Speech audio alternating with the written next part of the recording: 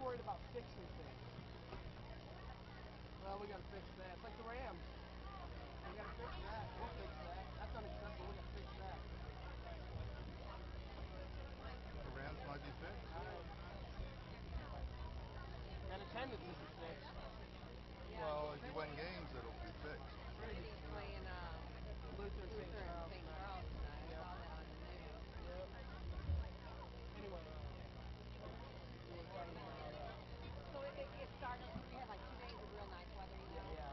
Then like Probably that started was raining. Thursday. It was Friday and Saturday, and then Sunday, wind and clouds. Really, the wind was really something. Then the next day, wind and clouds. But you could sit out. You know, you could stay out. But what day was it? We left Wednesday. Tuesday, cloudy, rainy. So it was weird. You know, I guess with the hurricane, it rain, stop. Rain, stop. You got a band of rain. And yeah, and then it would just stop, that's and it how would just be hurricane windy. works. And then it would wait a little bit, and it would get real windy again. Rain, and then it stops. That's how a hurricane works. Yeah. You'll get a really heavy band of rain, really strong wind, and it'll just stop for a while. And it'll happen. You know what's really weird? One day the wind was blowing out at the water. Oh yeah. And the next day the wind was blowing up at us. Totally, the leaves would come the other way on the palm tree. It was very weird. It's how the storm is moving. Yeah, I thought that was interesting. The wind is going the other way today. The wave. Oh my God! That surge was way up at the. The water came up on Tuesday. The water came up to where they give you beach chairs and beach cabanas. The water came almost all the way up to there. And the waves, the mist from the waves were really high. I bet you 8 or 10 feet. I bet you. I mean, we didn't get close to the water then. The surge. Yeah, so we escaped one hurricane to come up and get another hurricane. I was like, oh my God. Yep. I don't know. You go down to the I beach. had never been there before. It's nice. Yeah, it's packed though in the summer. It was, you know what, you should see the beach on Saturday. Saturday was packed. There's no room. It was packed there on Saturday. It's crazy how crowded it is. You're getting near the end of the warm weather, and it's just insane. But then, you know what, like Friday wasn't bad. Saturday was packed. Sunday, not so much. Monday and Tuesday. Monday was cloudy and kind of windy, but you could still sit out. Yeah. But people, it was like, there was a big festival Saturday night, a big air show, and a festival of music, and parachute jumpers, and jets flying over. They had the Blue Angels. So that was a big festival, so I think that's why the beach was the way it was on Saturday. People were there for the weekend, I think. But it's nice. I would go back. I had never been there. The boardwalk is nice. It's like the #1 biggest tourist attraction in the country. I think it is. It's pretty cool. Well, you're near Oceano, which that's exactly where that's we were. the naval near. base, right? Yeah. It's right there. We were at 31st and Atlantic Boulevard. Right. There's a place called 31 Ocean, and it's like a big pavilion where they play music. And the naval band played and sang, and that was kind of cool. Yep. And we stayed at the Hilton. I would go back again. Yep. The Hilton was really nice. It was right there where all the stuff was going on. Oh yeah. But at one night, they had the jets fly over, and they did like supersonic exhaust coming out. I mean, oh my God. They said you're seeing like particles of the exhaust is what's showing out of the back of that jet. They flew over low. Oh my gosh, you had to put your hands over your ears. Oh yeah. But the Blue Angels, they were really cool. Yeah, that was, like I said, that festival was nice. The music by the band. And, yeah, it was a good time. Like Dave said, we had never been there, so we got, since Irma took our Florida vacation, we couldn't go there. But they gave us our money back, you know, because we have insurance. So what you do is you get that insurance on the condo that you guys are going to stay in October. Yeah. And then we just have to file a claim with the insurance company. They reimburse you. That's how that all works. That sounds about right. But hopefully, you're not going with your mom and Tia when you go next door. Okay. I don't have a Yeah, he's in school. Yeah. Now, do you get a fall break at all in college? Just spring break. Okay. Spring break and winter break. Oh, you get a winter break? I get a month off. Oh, that's right. Like probably the middle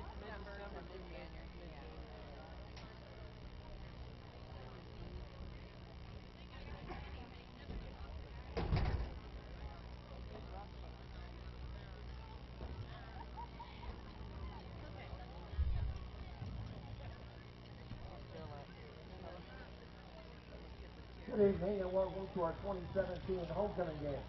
FHN students, staff, and administration are pleased to have you as our guests for tonight's varsity football game between the visitors Francis Howell Central Spartans and your Francis Howell North Knights.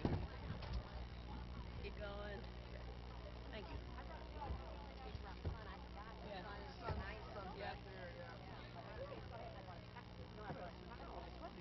Of course, I grabbed the broken one. The broken. Hurdle for Katie found a stick and stuck it in there.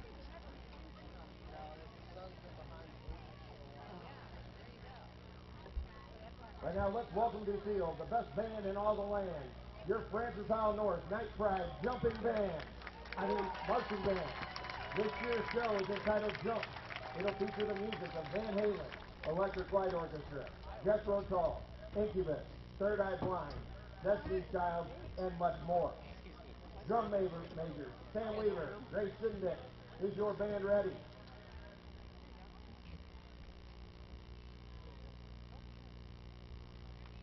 Here they go, the Night Pride Marching Band.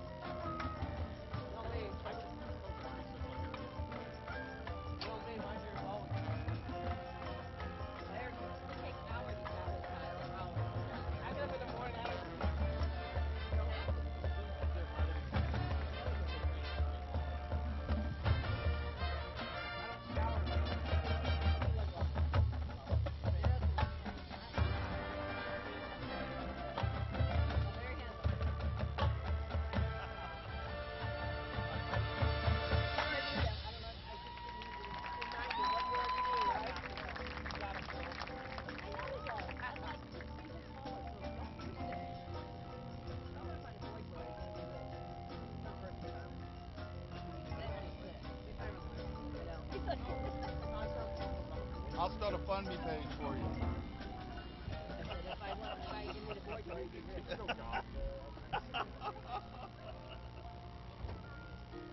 Lucky we're not a shark animal. We're sure open about it.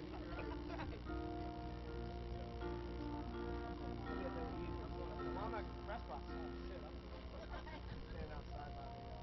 There's Grace. There's a nice breeze up there.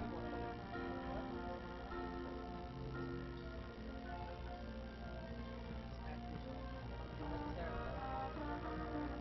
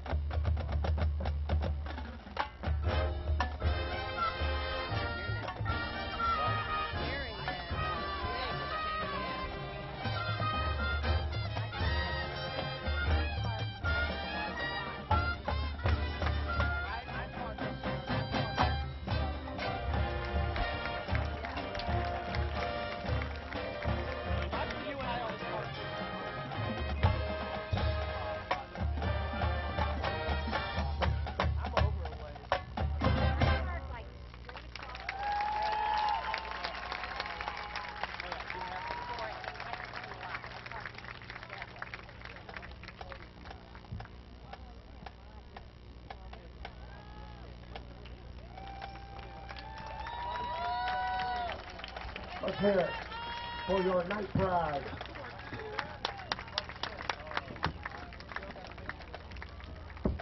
Yeah, you know, not like Barry Odom was on the team. We got to fix that. I'm telling you, man, it looks like the Rams play. They scored over 40 points?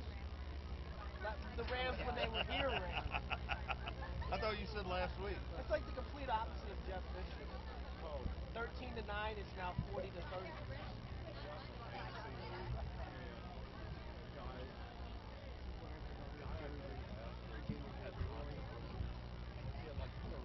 Oh.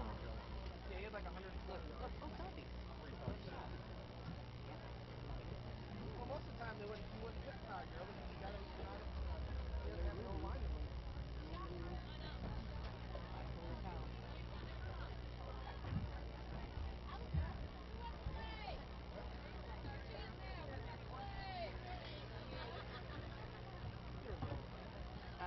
Yeah. You want me to call Phil?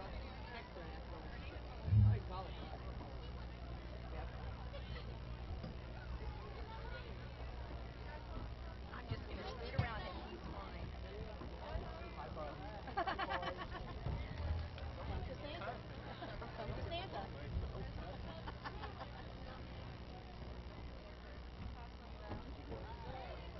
Please welcome to the field your junior varsity Nightline.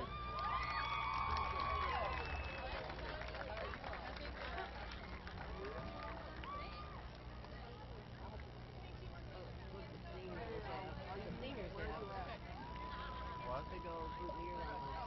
I was just wondering. What, the nightline ones? I saw that they were wearing She's them. walking to the stadium.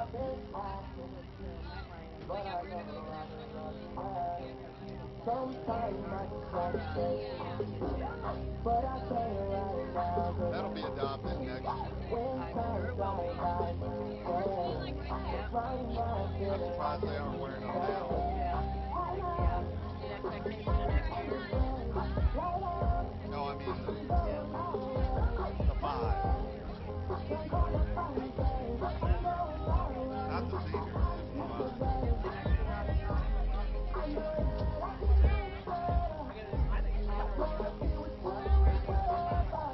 She won it now. Well, I thought we knew. I could swear to she's coming to see me guys no matter how close it is.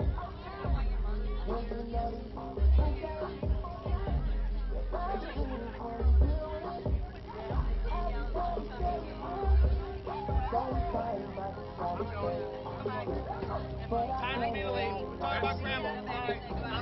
I'll say hi now.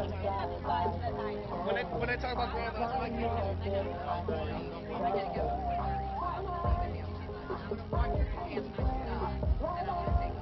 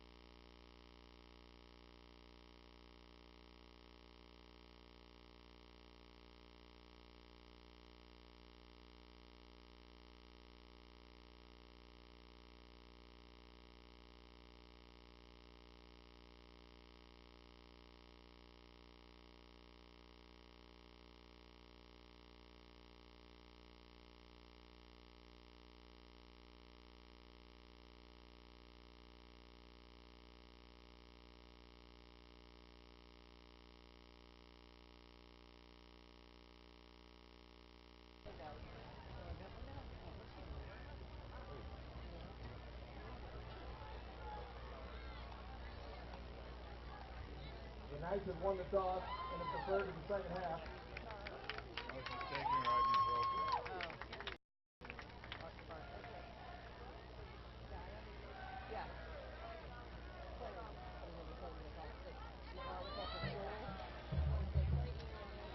Spartans will lead their team to start this game off.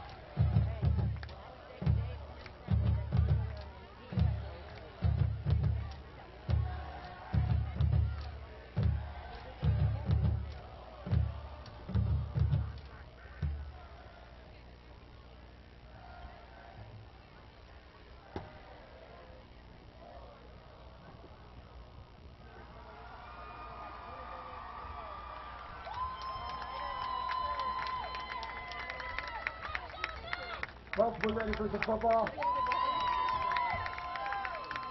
I said, are we ready for some football?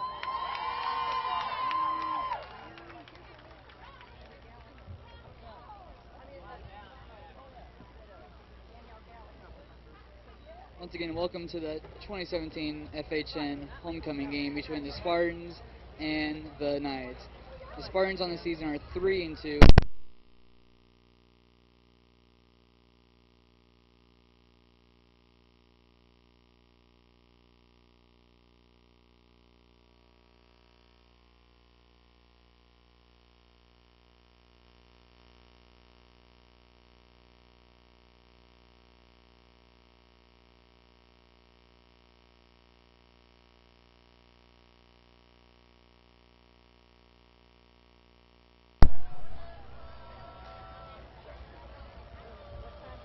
Kicking for the Knights, Anton Colin.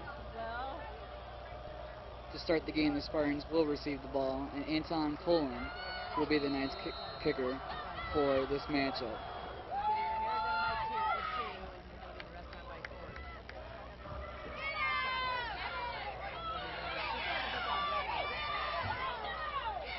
That's Dylan Faxton for the Spartans, taking it right around the 50-yard line. Trouble all night. Great start there for the visitors. Number 1. First down for the Spartans. From their own 47. Quarterback Justin Pulowski and the Spartans will start the ball right around the 47-yard line to start the homecoming game.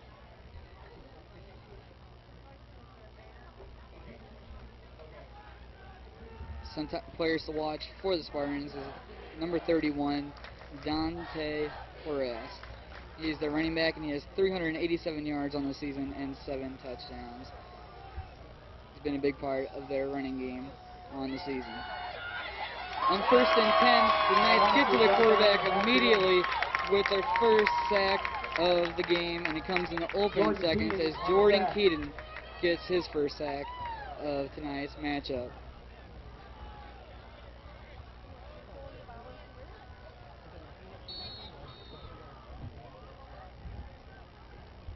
Right around the 7-yard loss to start the game for the Spartans. Looks like the interior of the offensive line just couldn't stop the defensive tackles for FHN.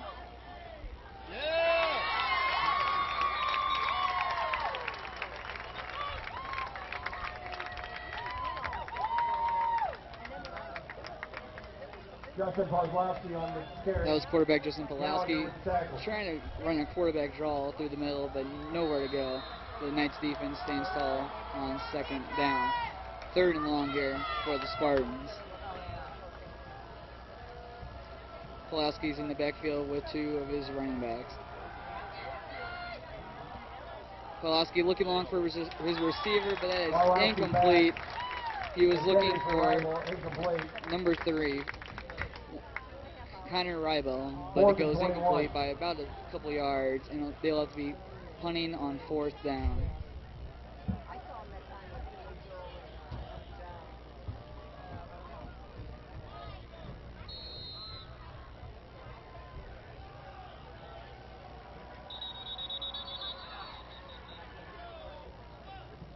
Flag on the play.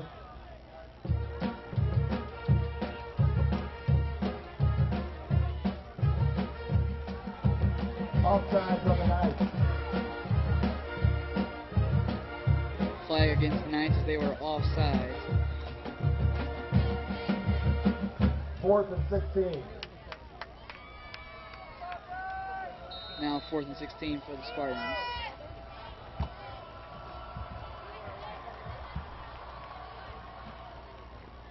That's Pulowski with the punt. Back to return for the Knights was Maurice Massey, but he lets it roll right around the 21-yard line. And that's where the Knights will start their offense tonight. The Knights take over.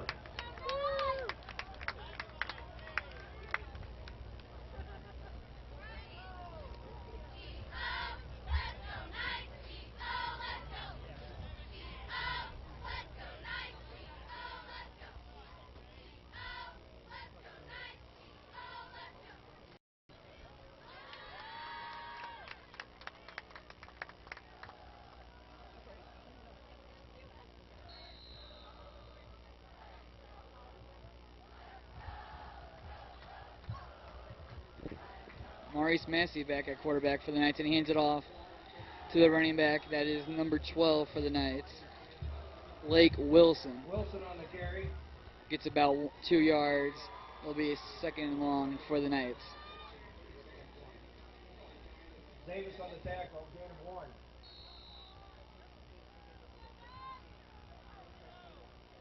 Interesting story here for the Knights is Maurice Massey is one of the top receivers on the team, or arguably the best receiver on the team. But he hands it off there to Lake Wilson. He gets right around the 40-yard line, and it's a huge gain on 2nd down for the Knights to gain the 1st down. Gain of 12, that's good for Howell North.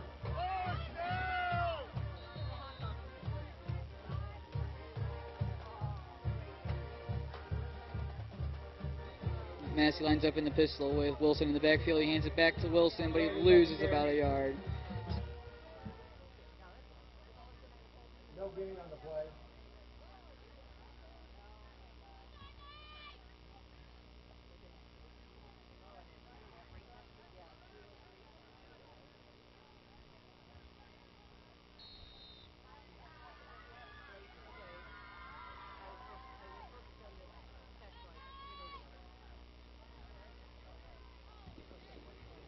Alone in the shotgun is Maurice Massey.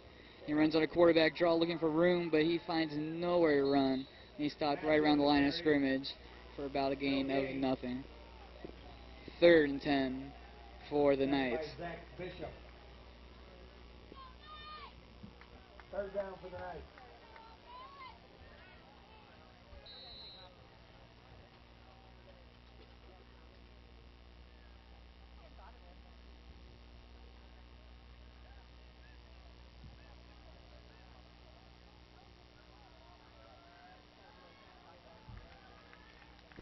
Massey lines up on the right as Connor Gallagher enters as quarterback. Excuse me, that's actually Patrick Morster.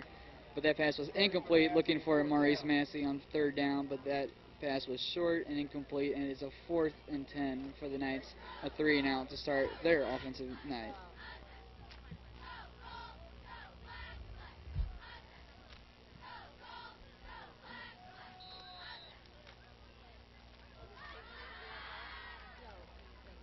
Back to punt for the Knights is Evan Gallagher. No one back to return for the Spartans, it looks like, and that is going to be a Knights roll for FHN. That'll be right around the 20-yard line where the Spartans are their 2nd possession of the game. The 18-yard line. 45-yard punt.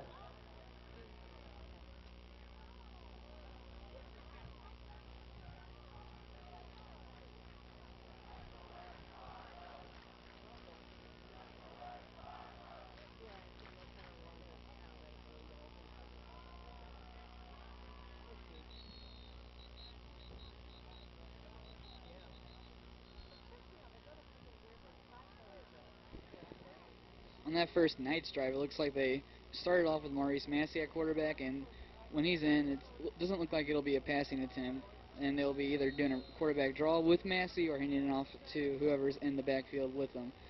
But it looks like on 3rd down, when they have to rely on the air ball, that's when they'll go to Patrick Coaster. in the air game. But that run by Pulowski goes nowhere. About a 1-yard gain. It'll be second down for the Spartans.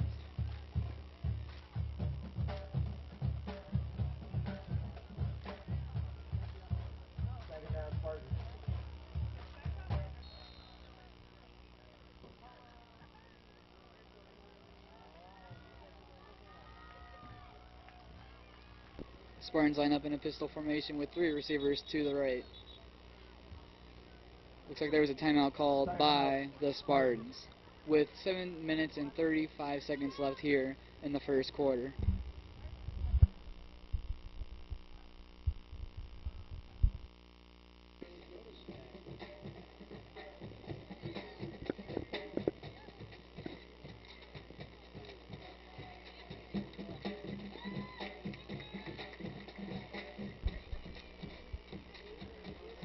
As we're in this timeout, thank you again for tuning in to FHNtoday.com/live for tonight's matchup between the Spartans and the Knights. If you want to catch any other sporting events like soccer or volleyball or the next football game, just come back to FHNtoday.com/live.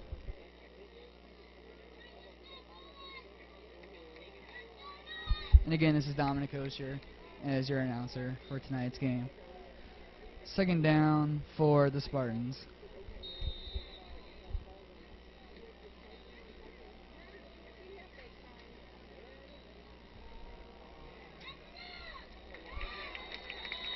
Thaxton on the carry. No gain. That was Dylan Thaxton looking for room up the middle, but he finds nothing.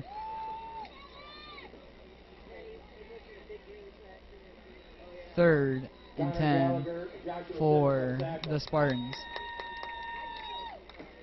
3rd and 9 for the Spartans.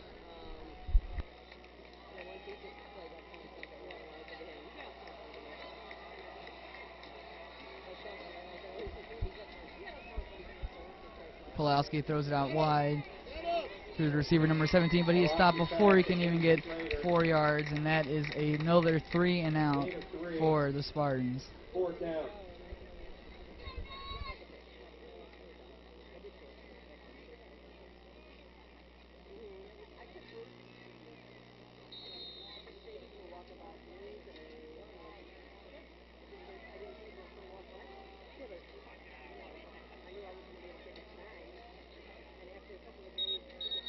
Pulowski trying to get the Knights to jump offside, and looks like it worked on the hard count.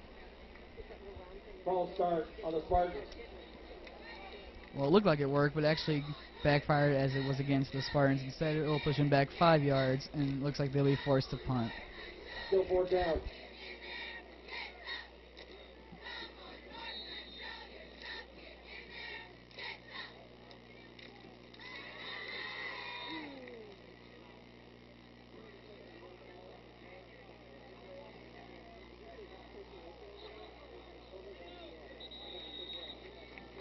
Pulowski front, down at the 40. Knights take over.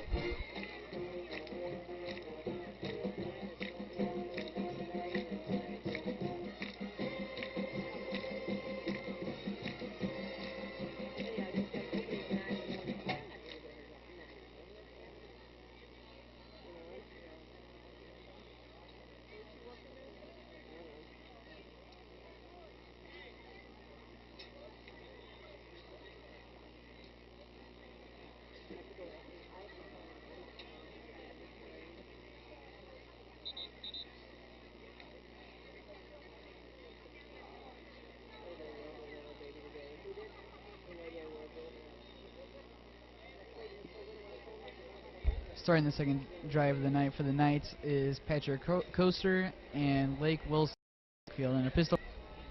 Lake Wilson handed the ball, and it looks like he's pushed all the way back, but on forward progress, he'll stop right around the line of scrimmage for either little to no gain for the Knights. It'll be a 3rd and 10 for the hosts.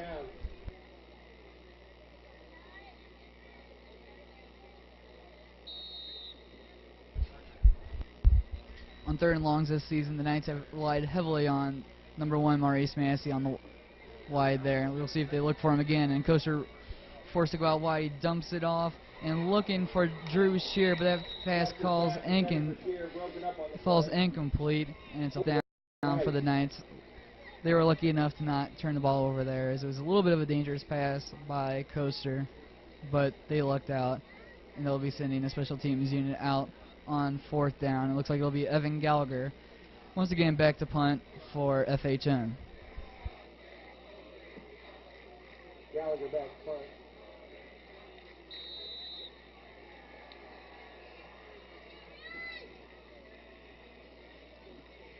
And once again, the Spartans do not send anyone back to return, as they value pressuring the punter a little bit more than getting someone back for the return. But that will go back to the end zone, and it'll be a touchback, and the Spartans will start at the 20-yard line here with 5 minutes and 23 seconds left in the 2017 FHN homecoming game. The score knotted at 0. Once again, this is Dominic Kosher here on FHNtoday.com/live, bringing you tonight's action.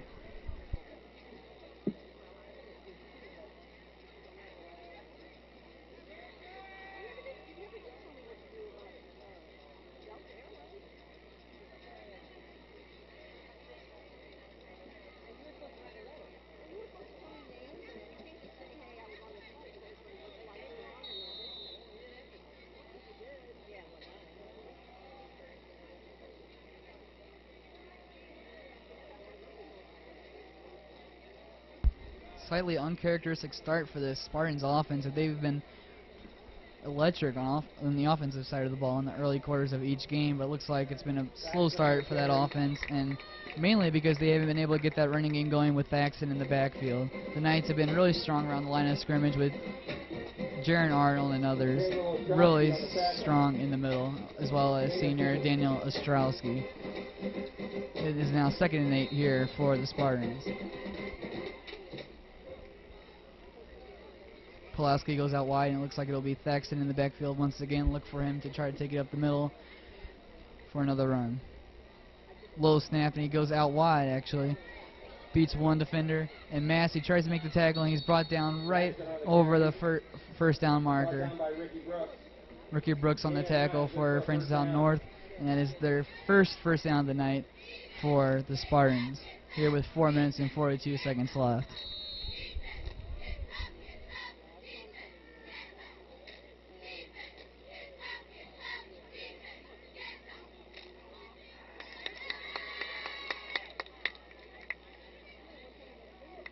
Thaxton awaiting the snap.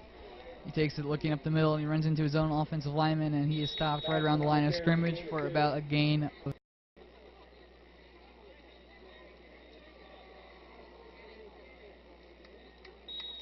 Waters on the carry. That was number 2, Keon Waters on the carry, and he'll gain as many yards as the previous play with 2 tackles. Or 2 yards, excuse me. And that was Connor Gallagher with the tackle. 3rd and 5 coming up for the Spartans.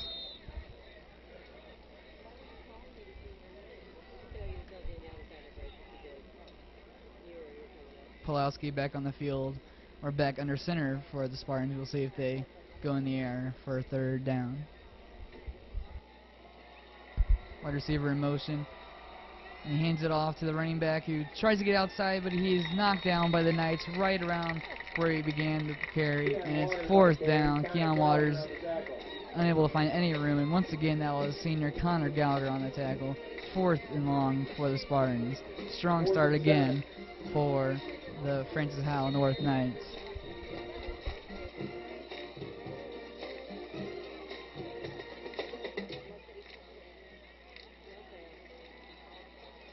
Ricky Brooks back to return for the Knights.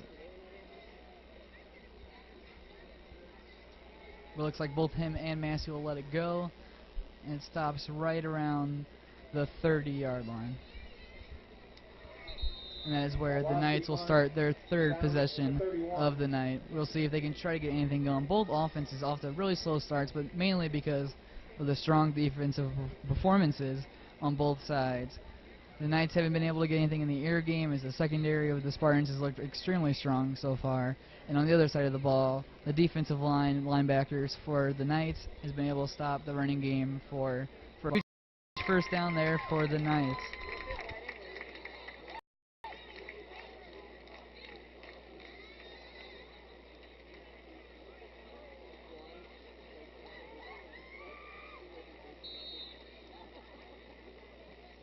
That's the danger of playing one-on-one man coverage with Maurice Massey. He can beat him on the line of scrimmage and beat the defender, and he did that just right there. And here's Lake Wilson for about a carry of 6 yards. Brought down by Waters. Gain of 3, second and 7.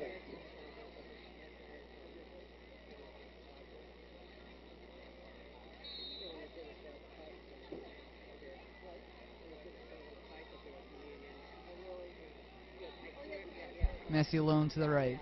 Coach looks the other way looking for Tron Woods, but he overthrows him by right around a foot, and it's incomplete. Third down and 8 for the Knights.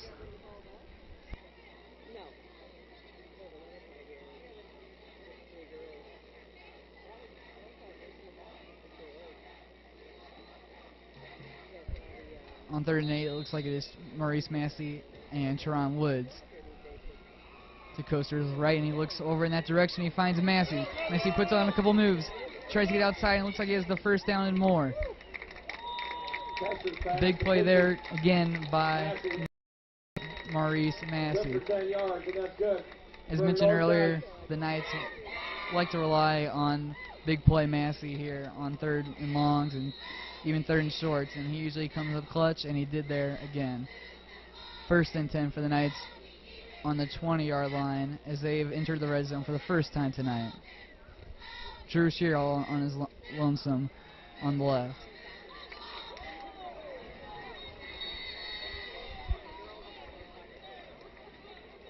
That was Lake Wilson on the dump-off carry there, and he gets about 1 or 2 yards. 55 seconds left here in the first quarter.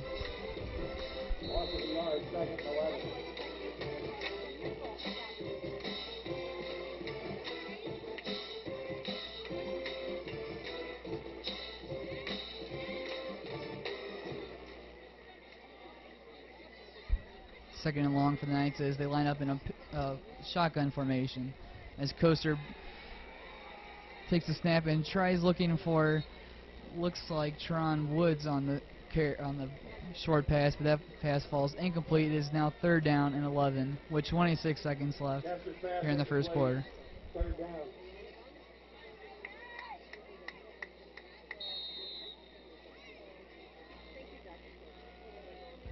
Looks like Coaster was a little bit worried about getting sacked there, so he tried to dump it off looking for a receiver, but it was a little bit of a dangerous pass as he was almost on his way down for that sack, and he just kind of threw it up there.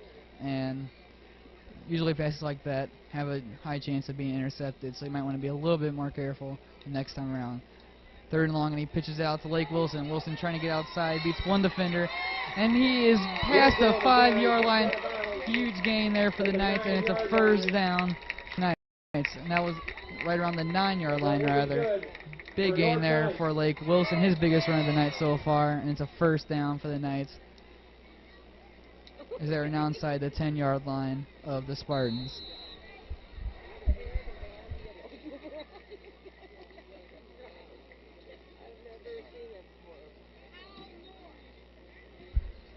Connor Gallagher in there to block for the Knights as Coaster takes a snap, hands it off to Lake Wilson. Wilson gets through the line of scrimmage and meets a swarm of Spartans defenders. He's brought down right around the 5-yard line.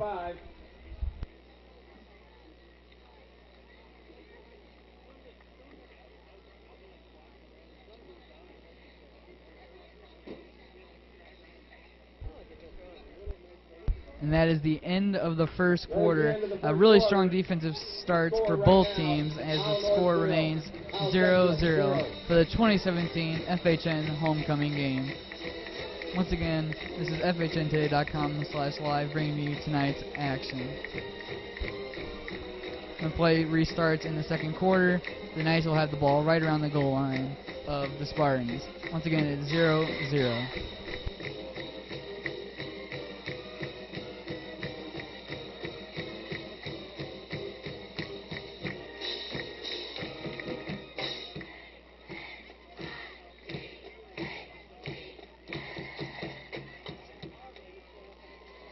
Central County Fire and Rescue Station 5 is excited to be here tonight to support the Francis Howell North High School football team. We want to wish the Knights good luck in their game and hope they come away with a win. May the players and fans for both the Knights and Spartans enjoy a great evening of football. Good luck, Knights. Please keep these footballs with you, and they are not to be thrown around the stadium during the game tonight.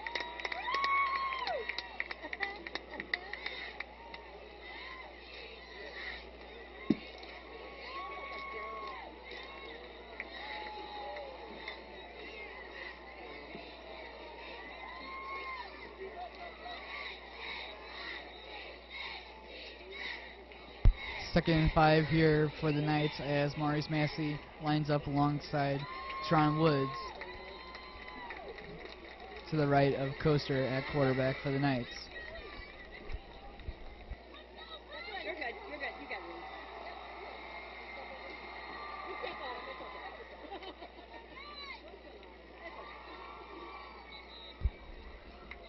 It's okay.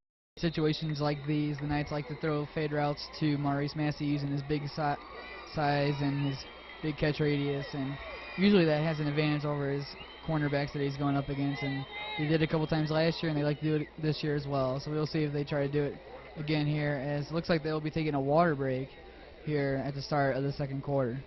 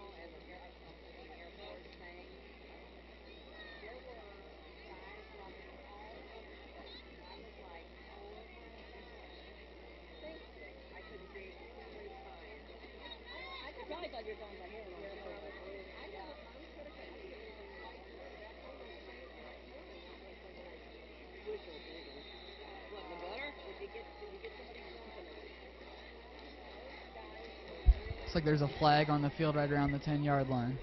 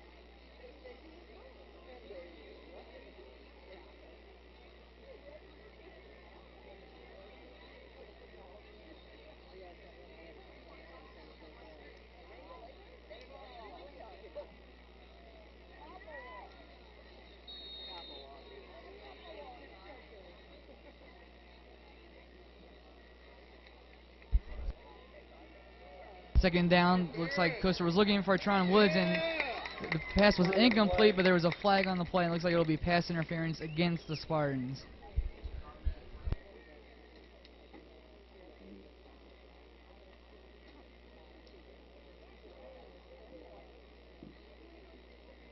Pass interference on the Spartans.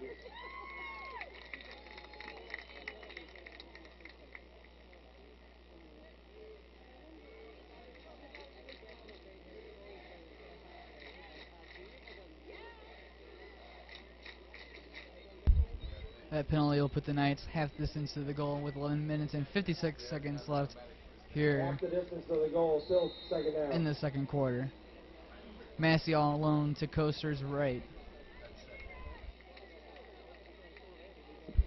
Coaster hands it off to, looks like Tron Woods, and Lake Wilson in for the touchdown for the Knights.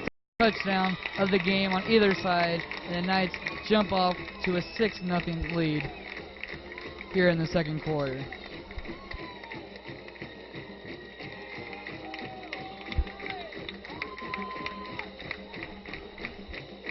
Lake Wilson had a big role in starting that drive up and getting the Knights into territory of the Spartans, and he deserved that touchdown as he ran straight through the middle of the Spartans' defensive line, and he went in almost untouched.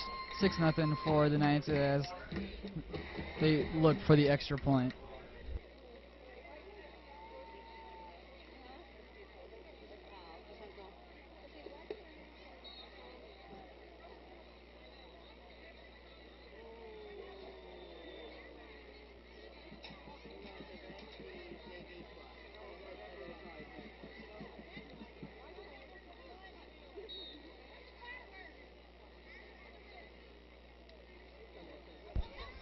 Anton Colin's extra point is up and good for the Knights, and it is a 7-0 lead for FHN.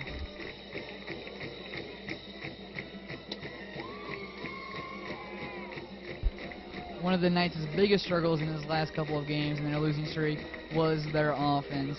Not being able to get on the board, not able to get the running game going or the air game, but on that drive they were able to get both going out strong as Maurice Massey dominated the air, and then Lake Wilson on the ground and then into the end zone. If they can continue using those two, and then as well as Teron Woods and Ronald Woods, it could be a big night for the Knights offense as they've been looking for that night for the past couple of weeks.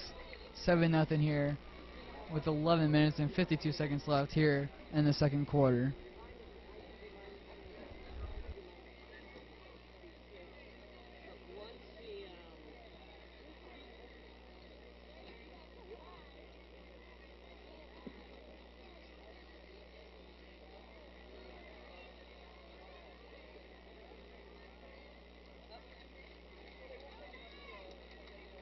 Back for the Spartans, number 1, Dylan Baxton, and number 2, Keon Waters.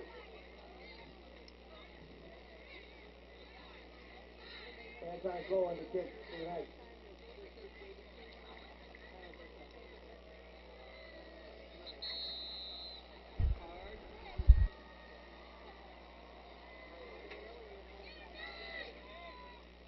Goes right between the legs of the Spartans returner, but it looks like he did not touch it, which means it'll be a touchback.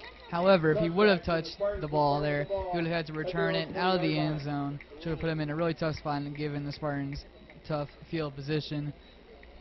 But they'll be starting right around the 20-yard line here for their 4th possession of the game.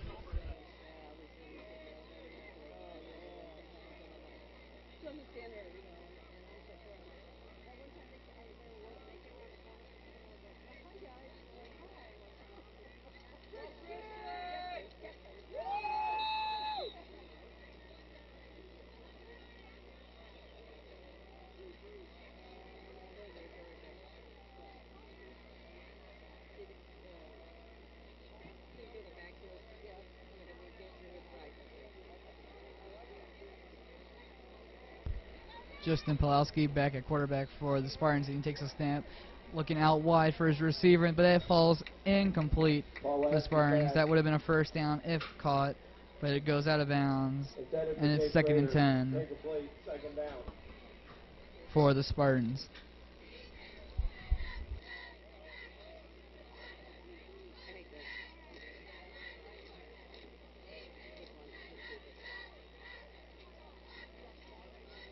something the Spartans have done well all season long has been running the football. Either if it's Pulowski at quarterback running it or their running backs, they've been able to really tear teams apart with their running game, but so far they've not been able to get it going, and that's been a strong part of the game so far for the Knights. That was Dylan Thaxton on the screen getting 10 yards and a first down for the Spartans.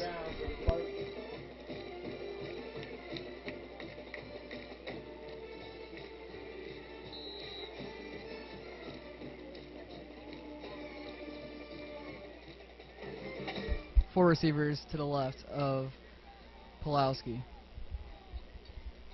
Takes a snap looking for another screen with Thaxton on the opposite side of the field. And he breaks 2 tackles and he breaks another, and here he goes down the 40-yard line to the 30, the 20, the 10, and it's a touchdown for the Spartans. No flag on the field. Dylan Thaxton on the screen goes over 50 yards for the Spartans, and they get on the board, and is now 7-6 in favor of FHN. On the previous play, they tried the exact same play with the screen and got 10 yards.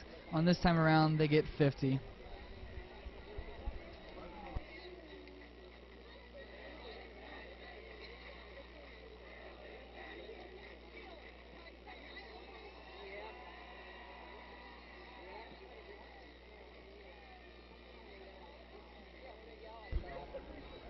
That is the 7th touchdown on the season for Dylan Thaxton. Most on the Spartans in terms of receiving.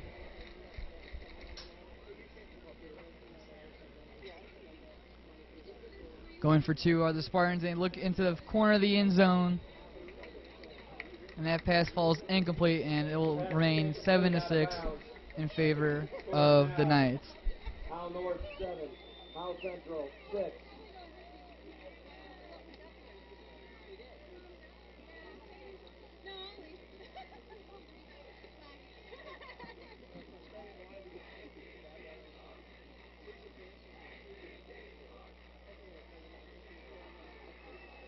A bit of an odd play call there by the Spartans. They went with a swinging gate, and I mean, sometimes you'll see that working, but in high school football you'll see that a little bit more often than professional levels or college levels, as the kicking games for teams a little bit rough, and that happened again there with the Spartans, as they had to rely on the 2-point conversion, which was not able to be converted.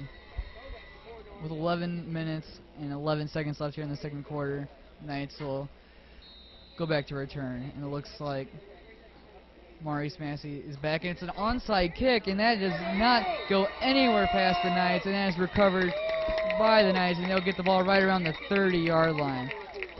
And there's a flag on the field, but that will just be because the ball did not go over 10 yards, which is required for an onside kick. Connor Gallagher was able to recover the onside kick, and he did well in accelerating past the kickoff team for the Spartans and get it to the 30-yard line.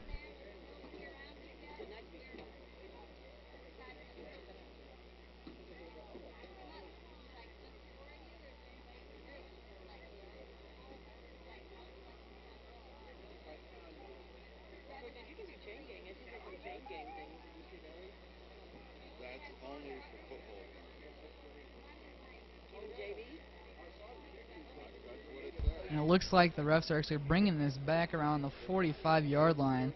The kickoff did not go 10 yards, but the flag was against the Knights, however. Unsure of the reason. Penalty on the Knights.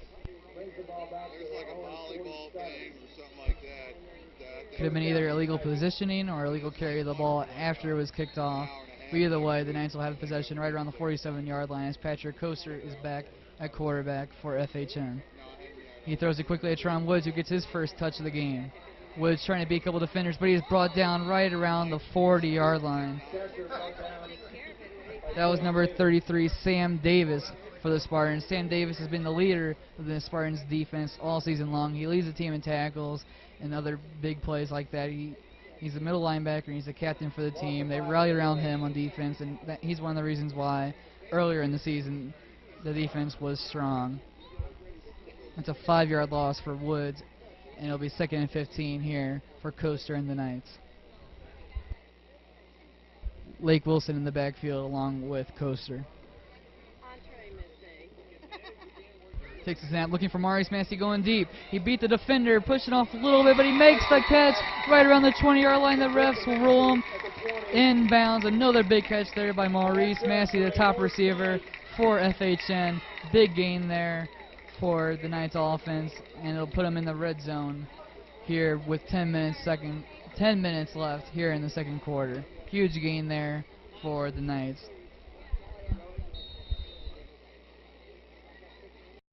Both of their big plays so far tonight have been through Maurice Massey. And we mentioned earlier how he uses his really quick agility on the line of scrimmage and his big body to get past defenders and beat cornerbacks, and he does it there again for another big gain to put the Knights offense in a good position as Lake Wilson gets to the outside and gets around the 10-yard line.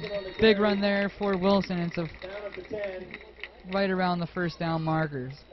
And that'll actually move the chains, and it'll be a first down for the Knights. The combination of Lake Wilson and Maurice Massey continues to work for the Knights. It'll be 1st and 9 here for FHN.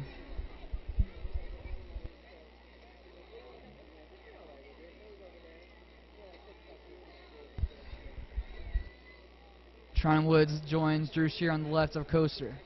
Maurice Massey alone to the right. Coaster takes a snap and gives it to Lake Wilson. This time not able to find nearly as much room, and he's stopped right around the line of scrimmage. No gain there, and it'll be 2nd and 9 for the Knights.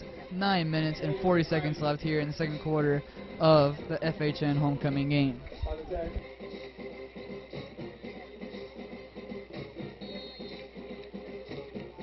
We'll see if the Knights try to abandon the running game here on 2nd down. Maybe look for Maurice Massey or Tron Woods on a screen maybe to try to create some leverage against this strong Central defense.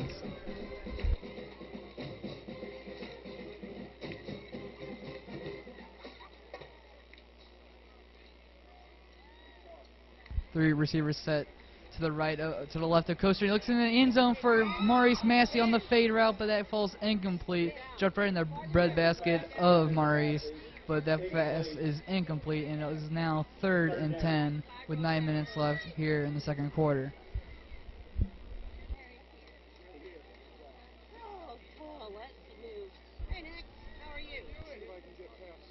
Usually that fade route works for the Knights, but this time around it just was good defense there by the cornerback. It looked like number 1 for the Spartans, Dylan Thaxton, who's doing on both sides of the ball now. Not only been the top running back and receiver for the Spartans, but also their top defensive player.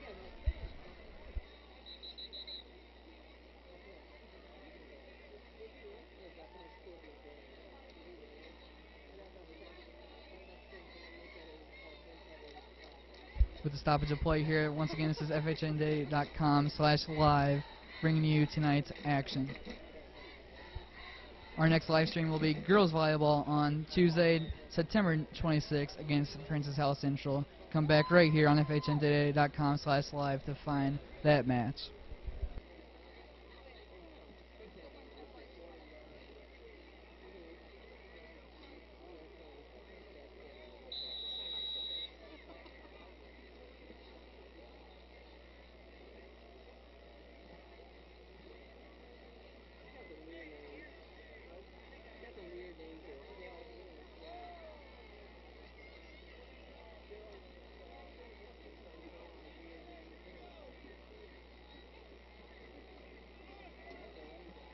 Whoever has the car in the parking lot with their high beams on, we need you to turn your beams off.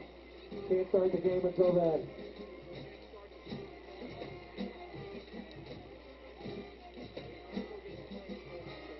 The stoppage of play is due to someone not turning off their lights in the parking lot, but as soon as they turn their lights off for once, we will have the game going back up, and we can see the 3rd down for the Knights. Massey to the right of Coaster, and Tron Woods wide open, but he looks for Drew Shear, but he's brought down right around the 1-yard line. No flag, and that pass is incomplete. 4th and 10 for the Knights. And they'll be sending out the kicking unit for the field goal attempt right around the 10-yard line. Right around the 27-yard field goal attempt here for Antoine.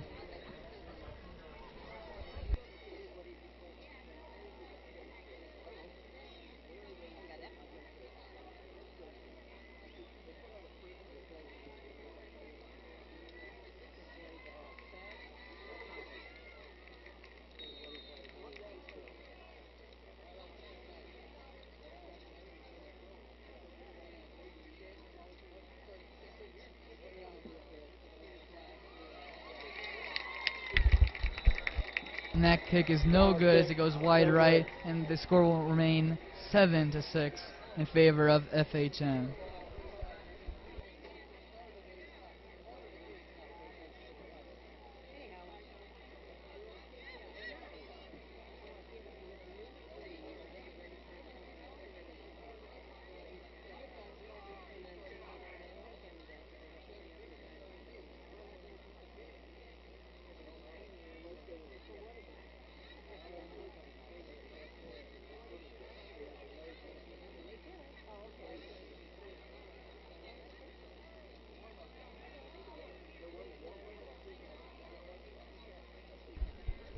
The Spartans will start with the ball right around the 20-yard line.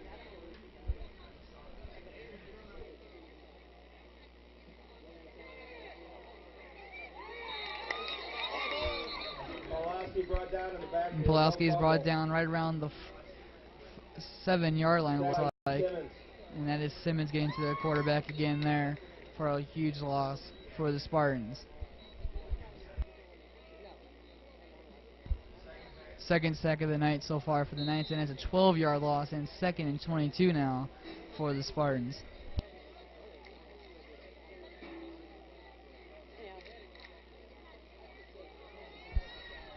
Pulaski hands it off to his running back, but he gets leveled around the 10-yard line. That is Keon Waters with the carry, but he finds little to no room to run.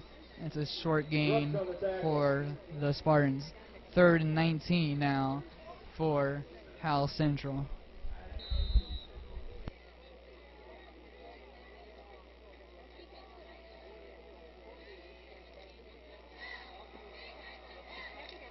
Another screen pass attempt for Dylan Thaxton. He loses the helmet. That will be a flag against the Spartans. The Spartans were looking to run that screen pass again as it worked on their last drive, as it led up to a over 50-yard touchdown for Thaxton and the Spartans, but this time it doesn't really get any yardage, and that will be a personal foul against FHN.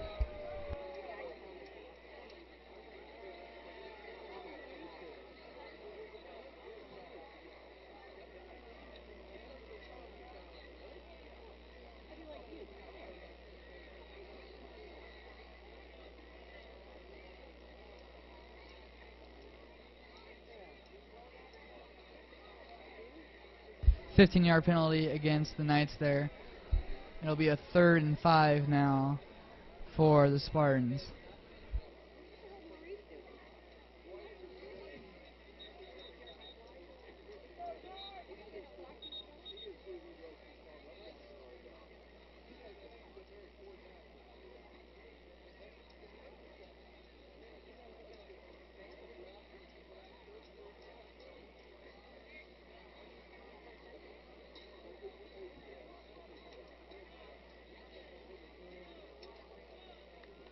Stoppage of play here right around the 7-minute and 43-second mark here, and that was a timeout called by the Spartans. 7-6 for FHN.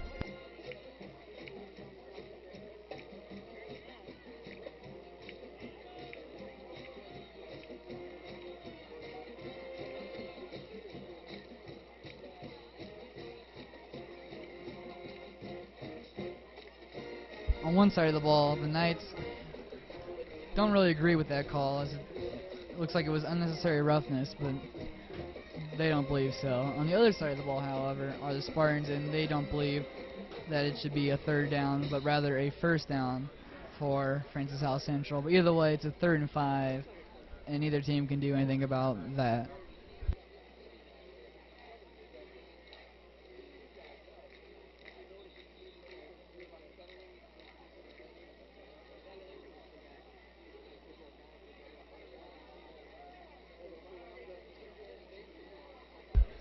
On 3rd and 5 here, watch out for number 1, Dylan Thaxton, as he's been the go-to guy for the Spartans on 3rd and 5 or any 3rd down situation so far tonight. 5 yards to go, folks. Pulowski and Keon Waters in the backfield for Central. On 3rd and 5, he is brought down and sacked. That is number 17, Joshua Simmons, 2nd sack of the night. Brought down in the backfield by number number 17, Joshua Simmons. Huge play there for the FHN defense to Loss of 10. get the offense back on the field here after this punt. Huge sack there to make it 4th and 15 for the Spartans.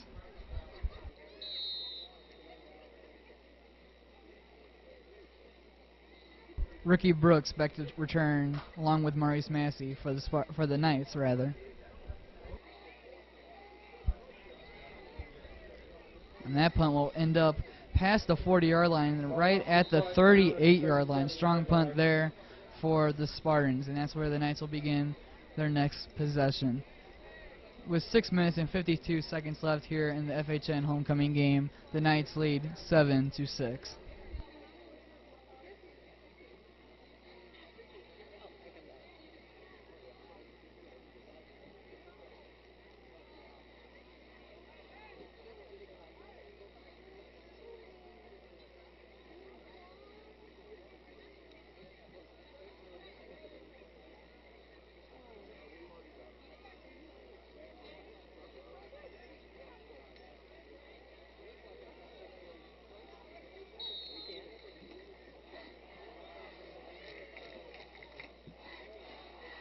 Tron Woods in motion, and he gets the ball on the running back sweep, and there he goes.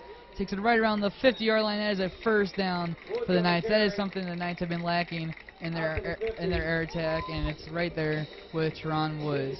He's been out since August 25th, and he has the speed and agility and elusiveness that the Knights have not had in their offense since that game against Fort Zumwalt East.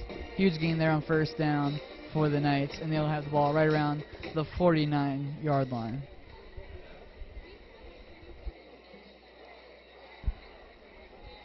Coaster hands it off to Lake Wilson. Lake Wilson breaks off a tackle and gets around 5 yards there. Takes it to the 55-yard line. It'll be 2nd and 4 for the Knights.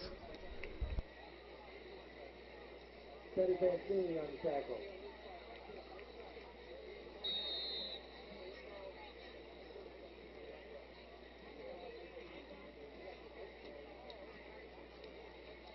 On 2nd and 4, the Knights once again line up in a shotgun / pistol formation with Lake Wilson in the backfield along with Coaster. And here comes Tron Woods on the carry again. And Woods will take it right around the 41-yard line. It'll be close to the first down marker. We'll see if they give it to him.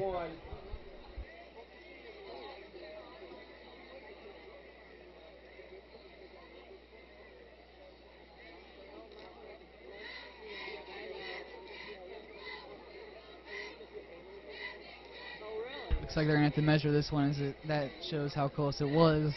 It'll either be 3rd and inches or a first down for the Knights. Official timeout.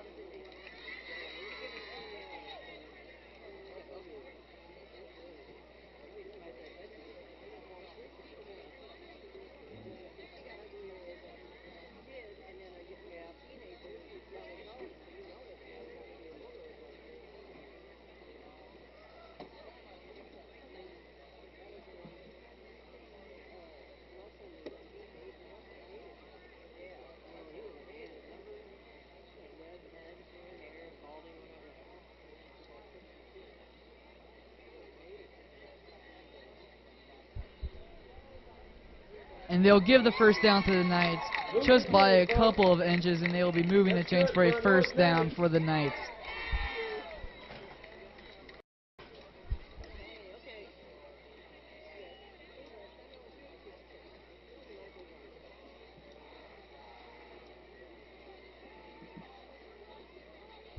Looks like Maurice Massey's in at quarterback for this play. Looks like it'd be either a direct snap to Massey, where he takes it himself on a quarterback draw or quarterback run. But here comes Tron Woods on the carry again, but no, it's actually Maurice Massey. He takes out wide, around the 40-yard line, breaks a couple tackles. He's brought down right around the 34-yard line rather, but there was a flag thrown right around the 44-yard line. And it'll be holding against the Knights, bring them back 5 yards. It'll be 1st and 15 now, with 5 minutes and 31 seconds left here in the second quarter.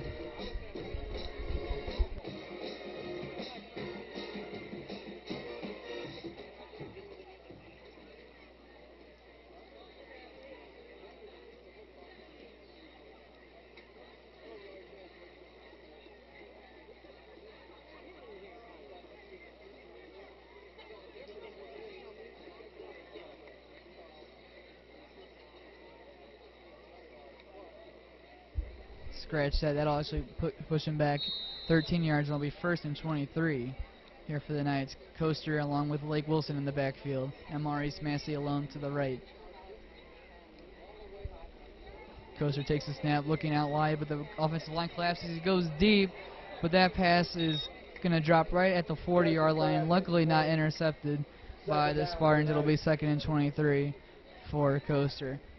He ran out of options pretty quickly there as the blitz was sent on him and the pressure got past the offensive line, and he had no time to really make a decision there, and he just tried looking deep for his receiver, Ronald Woods, but that pass was about 5 yards short of the intended receiver, and it'll be 2nd down now.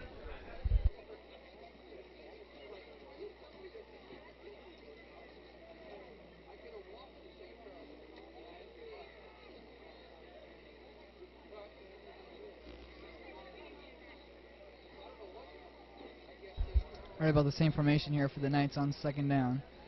Coaster looking for Maurice Massey, and he's got him running that slant route right around the 40-yard line, but that was out of the reach of even Massey in his long reach. But it's now 3rd down and 23 for Francis Howell North. We'll see if they try to play conservative and not risk a turnover, or maybe go for a deep ball with either Massey or maybe even a screen on the other side of the ball with either Ronald Woods or even Teron Woods. But it'll be a timeout called by the offense of the Knights, and with 5 minutes and 12 seconds left here, the score remains 7-6 in favor of the hosts at the 2017 Francis Howell North homecoming football game.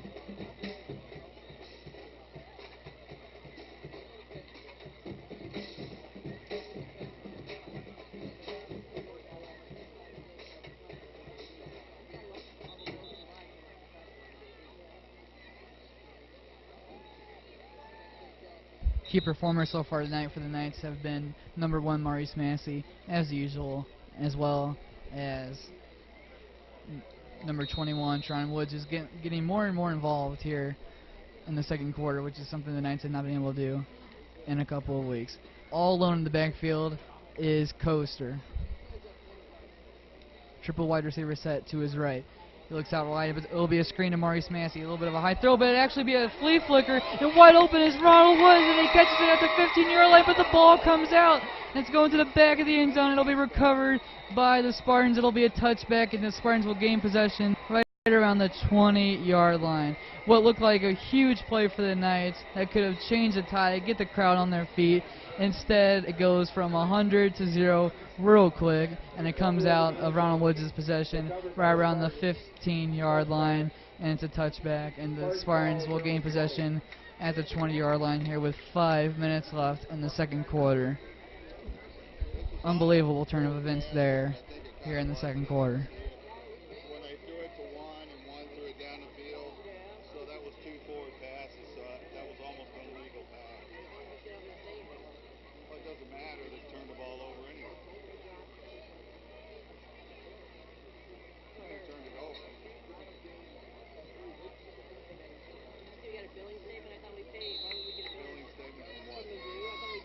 1st and 10 on the 20-yard line for the Spartans.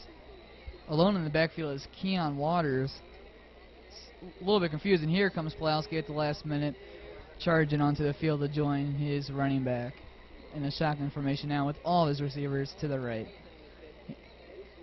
On an option, he tries to give it to Waters, but he fakes it to him and takes it a couple yards and is decked right around the yard line for a gain of about 2. And once again, the Spartans have been unable to get that running game going, as the Knights have been able to limit that running attack. And as soon as the carrier gets the ball, they pressure him immediately and gives them 0 room to run, something the Knights have been struggling with so far this season. 2nd and 8, pistol formation for the Spartans. Pulowski takes it back, Looks for his receiver, but that is underthrown. Looking for Jacob Schrader, but that falls right at the tiptoes of Schrader, and it's incomplete. 3rd and 8 here for the Spartans.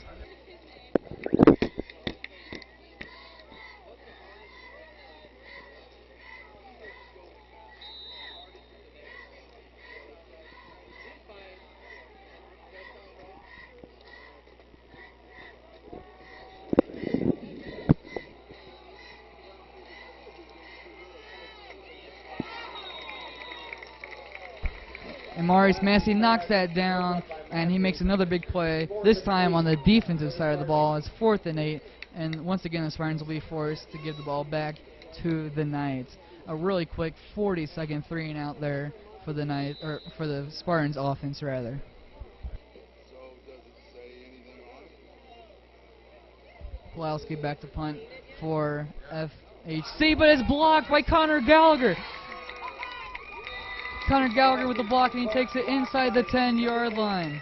Huge play there for the senior, and the Knights will have the ball in wonderful field position to start their 6th drive of the night. 1st and right around the 8-yard line for FHN.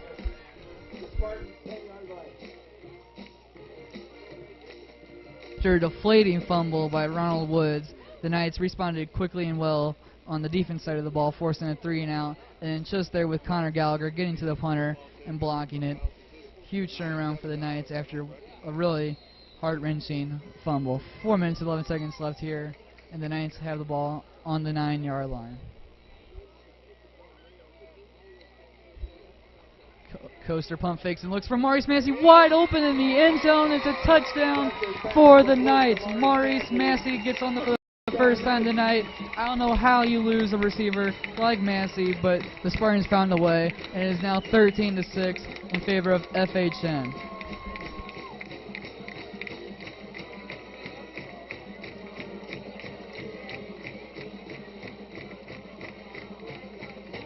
That is touchdown number 8 on the season for the big number 1 receiver, Maurice Massey. One of the best offensive threats in the GAC South, and he proves it there again, making big plays all night on both sides of the ball, both offensively and defensively, and now a big touchdown catch there to make it a 2-score game, or a 1-score game rather, excuse me. And the extra point is up, and that is good. It is now 14-6 in favor of FHN with 4 minutes and 6 seconds left here in the second quarter. The Knights have now doubled their score from the last 2 games, which was at 7 rather, excuse me. But now it is at 14 here in just the second quarter. Huge turnaround for the Knights here at the 2017 Francis Howell North homecoming football game.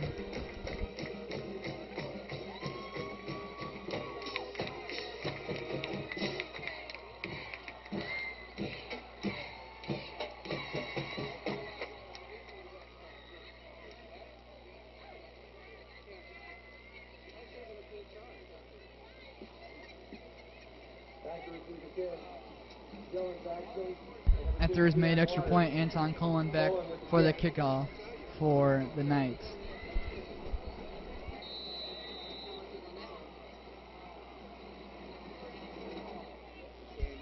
And a rocket there by Cullen sends the receiver all the way back to the 10-yard line.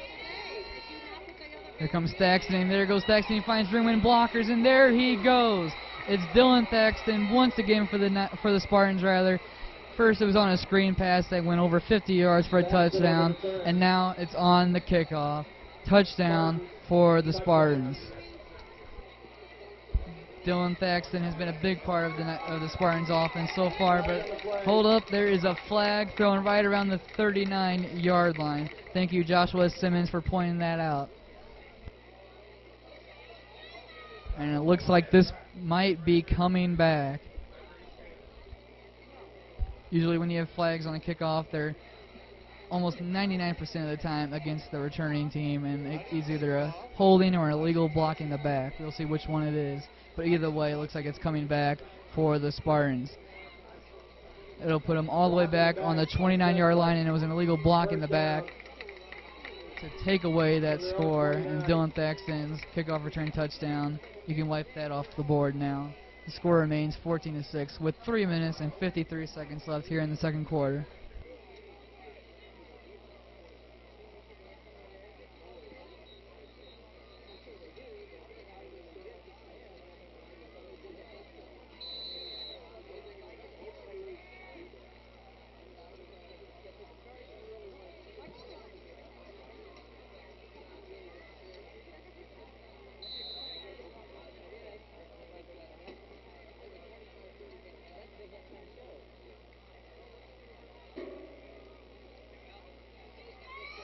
First and 10 for the Spartans, and Pulowski hands it off to his running back. That is Waters, and there goes Waters, brought down just past the 50-yard line. Big first down gain there for about 20 yards rather.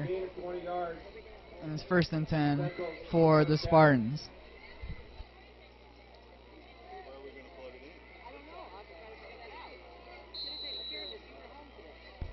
Very good run there by Keon Waters, as he's been unable to find any running room so far tonight, but there he goes right up the middle, and he gets a 20-yard gain.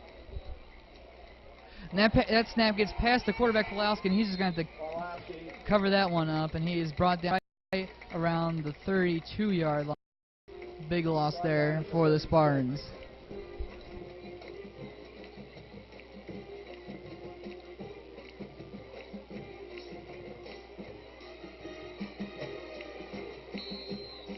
A long 2nd and 27 now for a struggling Spartans offense. They cannot afford to keep making mental mistakes like this.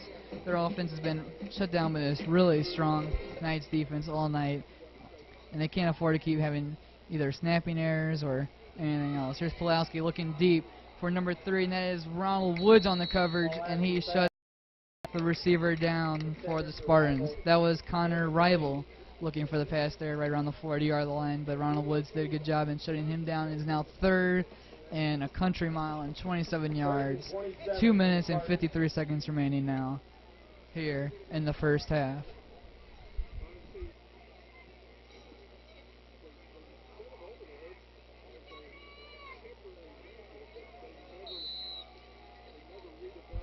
One safety back for the Knights. 3rd and 27, here it is. Pulowski gets sacked from behind, and another Knight sack. It is their 4th of the night for the Knights. That was once again Joshua Simmons with his 3rd sack of the night. He has been getting past this offensive line like it's a stone wall, and that's a 4th and 33 now, but it looks like there was a flag on the play.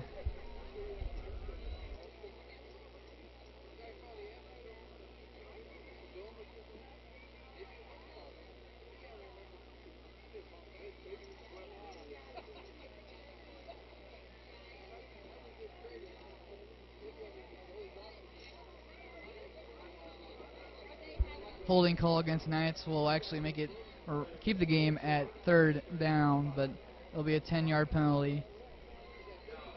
And right around 3rd and 23 now. By 23, I actually meant 8. 2 minutes and 33 seconds left, and there's a timeout called. And with 2 minutes and 33 seconds left here in the second half, or first half, the Knights lead 14-6.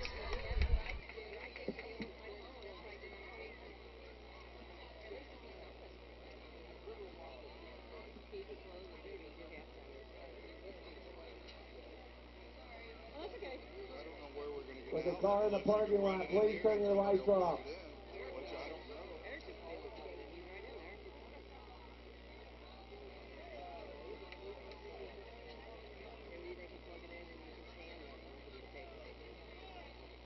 I didn't know you were expecting me to take care of this. You had it plugged in. I thought you were taking care of it.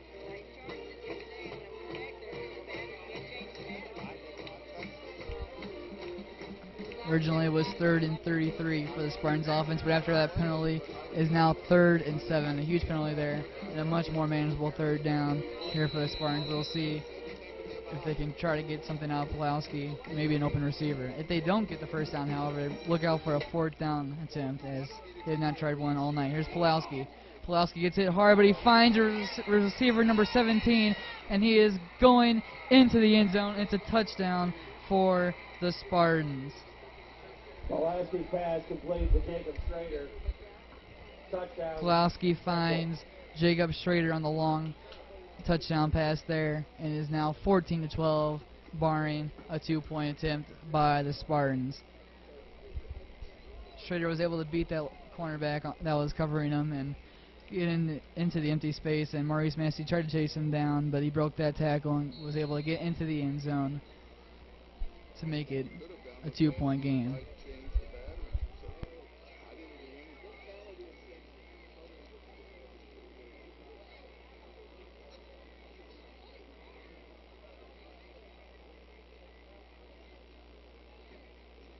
Thaxton looks like he'll be getting the snap, but actually goes to Keon Waters, and Waters in a crowd of players on both colors, and he did not get in. The Knights stand tall on the 2-point conversion and stop Keon Waters about 1 yard short of the end zone, and the 2-point conversion fails for the Spartans. It is now 14-12 in favor of FHN with 2 minutes and 17 seconds left here in the first half.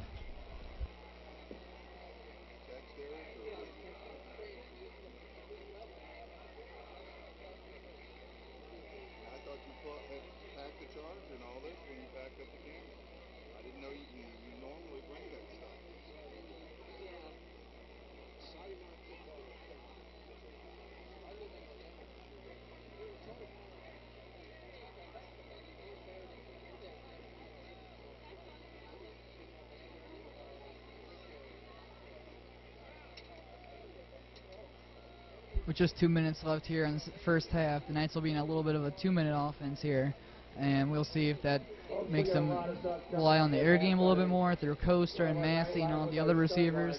Maybe they still stick on the ground with the running back and try to get something going there, as it's been working all night for the Knights with Lake Wilson in the backfield.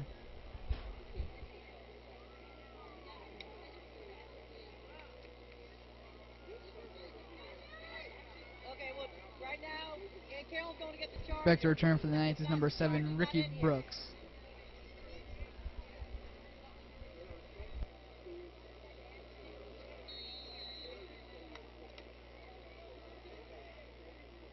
And another onside kick attempt here by the Spartans. That one takes a deflection off a Knight defender, but it looks like they will be able to recover it with Joshua Simmons. It'll be close, actually. It was Simmons fighting with the Spartan right at the 45-yard line.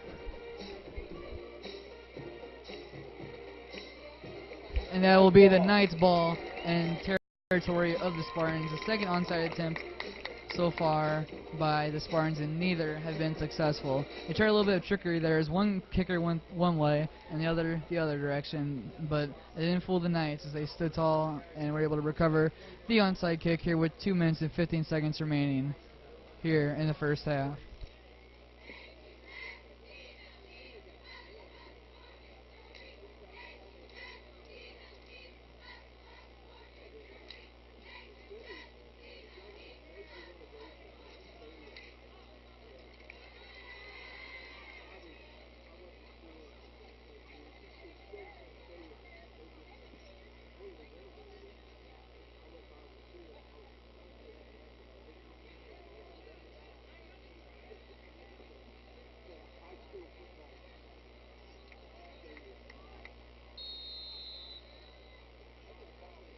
Once again, the Knights line up in a pistol formation with Coaster and Lake Wilson in the backfield. Coaster looking for the deep ball again with Maurice Massey. A little bit underthrown, and it looks like that should be pass interference, and it is.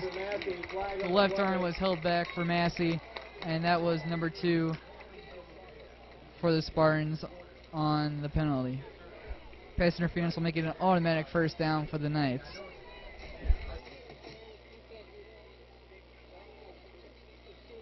That was Keon Waters on the coverage against Massey.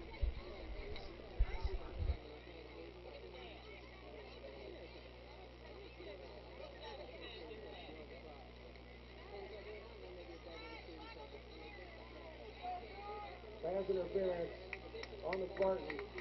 Moves the chain, and that's good for North Knights. As we mentioned earlier, with Massey's speed and size, it's so hard to cover him, and you're either going to get beat most likely, or be forced to commit a penalty. It's such a difficult task. And here's Teron Woods on the running back sweep there, and he picked up the ball. It was a fumble, but he picked it up and took it for a couple yards, and what looked like a disaster of a play there for a couple yard loss. He was able to pick it up for a 5-yard gain. 2nd and 5 now with 1 minute and 57 seconds remaining. Ronald Woods coming on to the field for the Knights.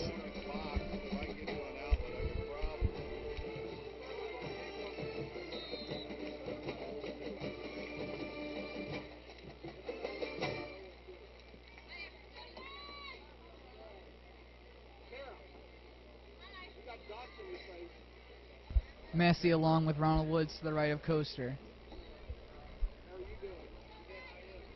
Ronald Woods in motion. He fakes it to him, and that is a heavy hit on Coaster, and he is sacked on the play by number 33, Sam Davis, for the Spartans. Big loss there on 2nd down. It'll be a 3rd and long attempt here for the Knights. The offensive line has looked great so far for the Knights so far tonight, but that was one of their first errors of the game, and it resulted in a 7-yard loss for their quarterback. 50 seconds now remaining here in the first half.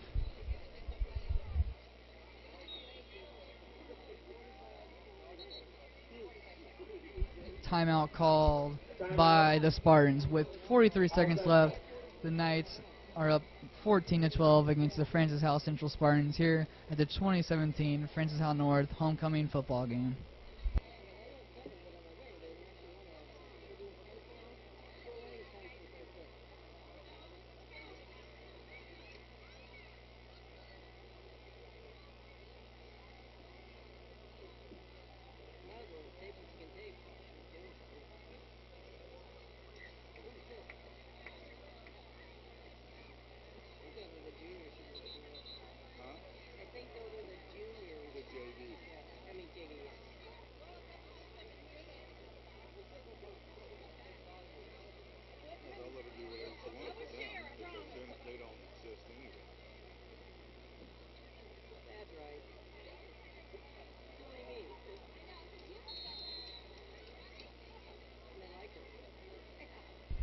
Third and 12 here for the Knights. Drew Shear, the lone receiver to the left of the quarterback. He doesn't look that way though, and he finds Maurice Massey. Here comes Massey. A couple blockers in front of him. He'll be taken down just right around the 1st down marker. We'll see if he has gotten it or not. And they are moving those chains, and it's a 1st down for the Knights. They got to go quickly here though, with 34 seconds remaining here in the half.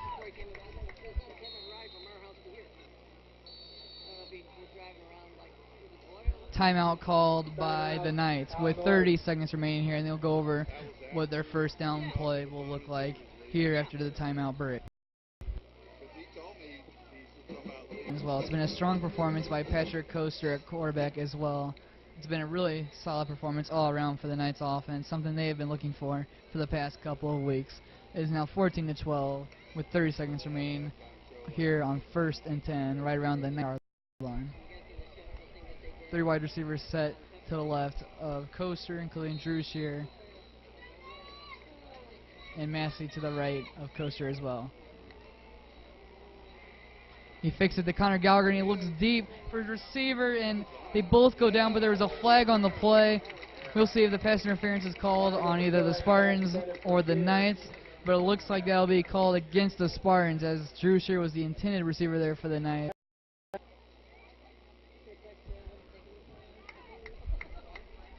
Ronald Woods and Drew Shear lining up to the left of Coaster, as well as senior Connor Gallagher. That's good for Howell North. Gallagher was the one that punt leading up to this possession and good field position for the Knights.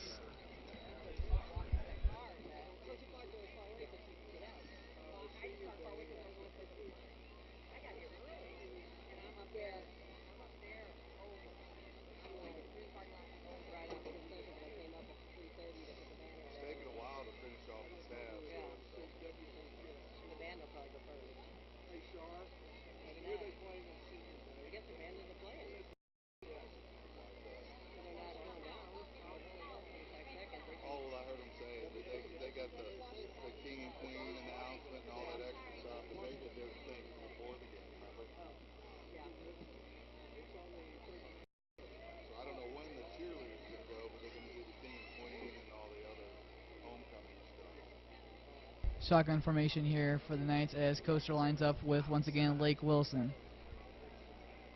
Watch out for Maurice Massey here, right around the 10 marker to the right of Coaster, as he has one-on-one man coverage here by the sideline.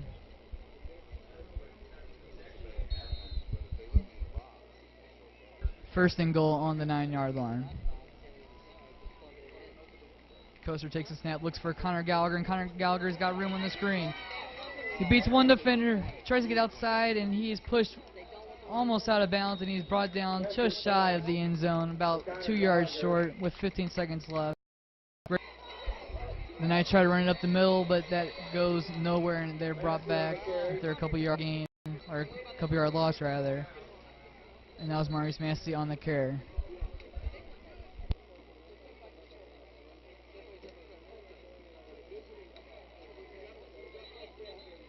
Timeout, Howell North.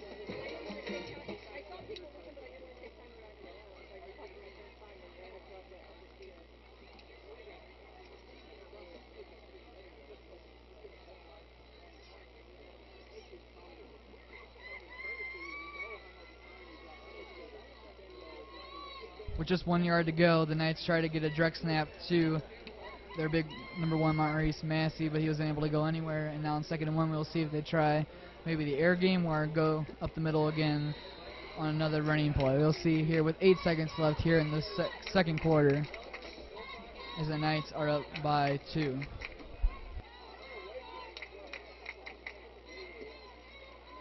Massey once again lining up as quarterback for the Knights.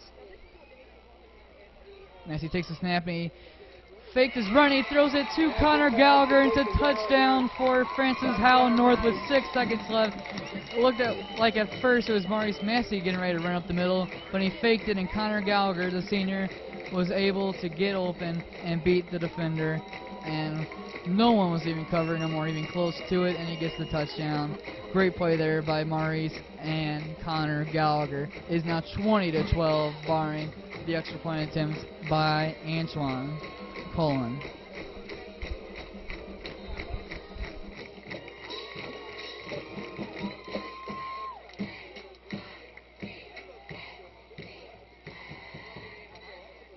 Cullen's extra point is right down the middle and good for the Knights, and they now have a 9-point lead. There was 6 seconds left here in the first half. 21, Francis Howell North, 12, Francis Howell Central. Earlier we mentioned the creative playbook by the Knights, and it doesn't really get any more creative than that, as they faked their quarterback sneak there with Massey and threw it to Connor Gallagher. This defense for the Spartans aren't able to really predict what this offense is going to do next, as they can either give it to Lake Wilson, throw it out to Maurice Massey or Teron Woods or Ronald Woods or any other receiver for the Knights, and you include Connor Gallagher in that list, and it becomes a really difficult offense to stop for the Knights. 21-12, and barring a Hail Mary or long kickoff return by the Spartans, it looks like the score will remain at 21-12 going into halftime. Squib kick there to try to preserve the kickoff attempt here, and he's brought down right around the, looks like the 34-yard line, and the Knights get exactly what they wanted there. 4 seconds left here in the first. Brought down at the 34. Martin, first down.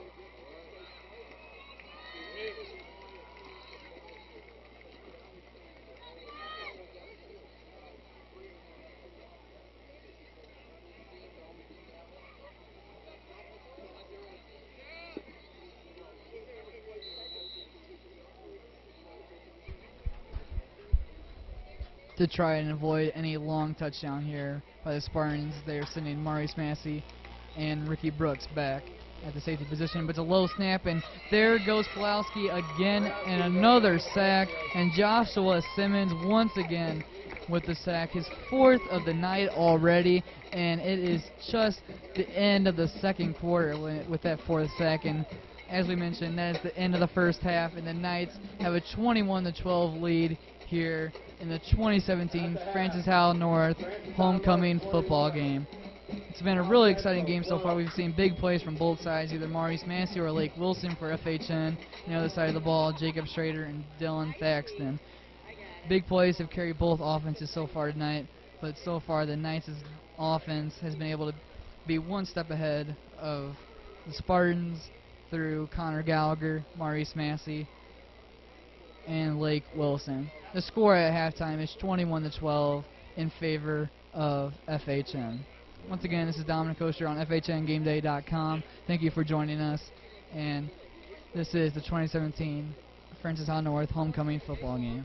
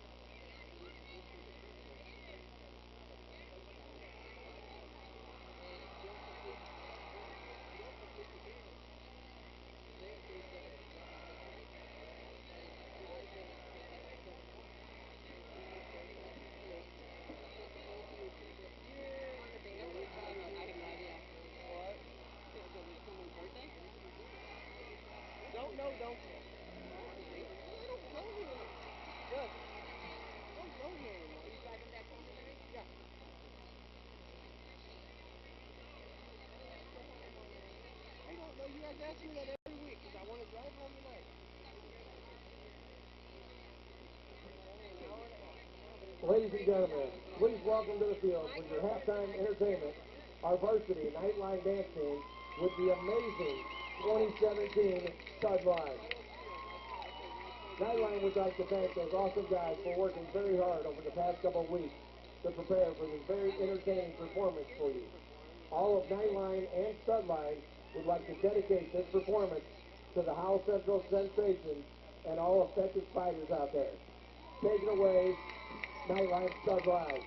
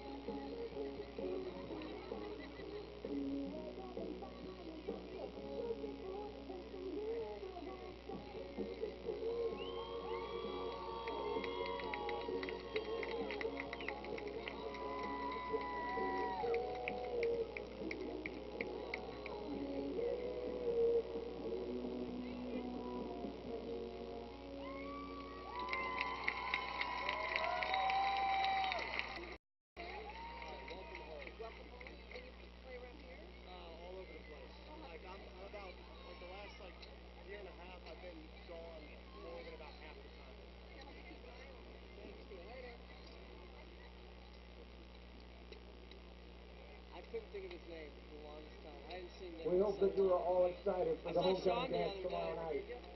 It should be a blast. Thank you for your support, and we hope to make this the best homecoming ever. And now, students and fans in the attendance, it's time to introduce your 2017 homecoming court. First, for the freshman class, we have Isabel Grahino, daughter of Jessica and Ramon Grahino. She's involved in soccer. She enjoys hanging out with her friends, and one day she plans to go to college to be in the dentistry field. Escorting her tonight is Brendan Yates, son of Brian and Blair Yates. In his spare time, he likes to play football. In the future, he would like to become a computer engineer attending Raleigh.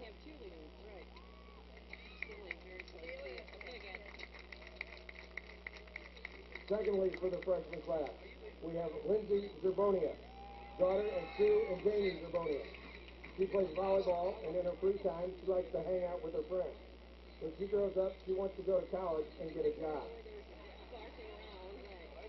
Tonight, she is escorted by Braxton Adams, son of Tiffany and Gregory Adams. He enjoys playing on the football team here at North, and one day aspires to go to Mizzou and study science.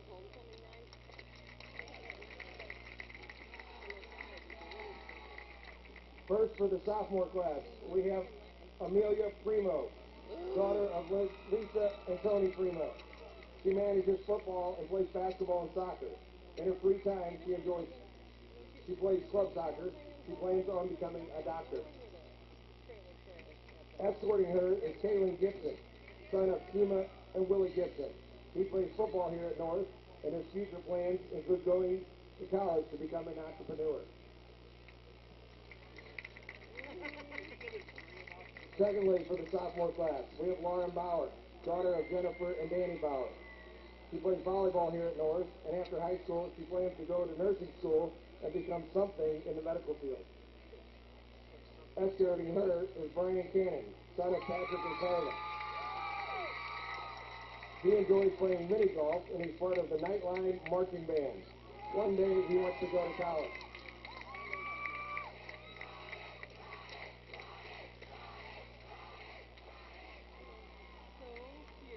First, for the junior class, we have Jada Atkinson, daughter of Deanna Cruz and David Atkinson. At school, she is involved in Varsity Cheer, National Honor Society, Mentors, and Leadership Council. In her free time, she enjoys playing with her dog and hanging out with her friends. In the future, she wants to go to college and pursue a career in education. She is escorted by Dylan Lauer, son of Royce and Holly Lauer. He plays football, volleyball, spike ball, wrestles, and is on the Leadership Council, and he loves his mom and sister. After high school, he wants to take care of his dad and changing his diapers because he's getting very old. Secondly, we have Summer Klein, daughter of Amy and Daniel Brockman. Summer is involved in student council, golf, lacrosse, and publication. In her free time, she likes to hang out with her friends and family. In the future, she wants to attend nursing school. She is escorted by Maurice Massey, son of Dorothy and Maurice Sr. Massey. Maurice is involved in football, track, and basketball. He enjoys reading for fun.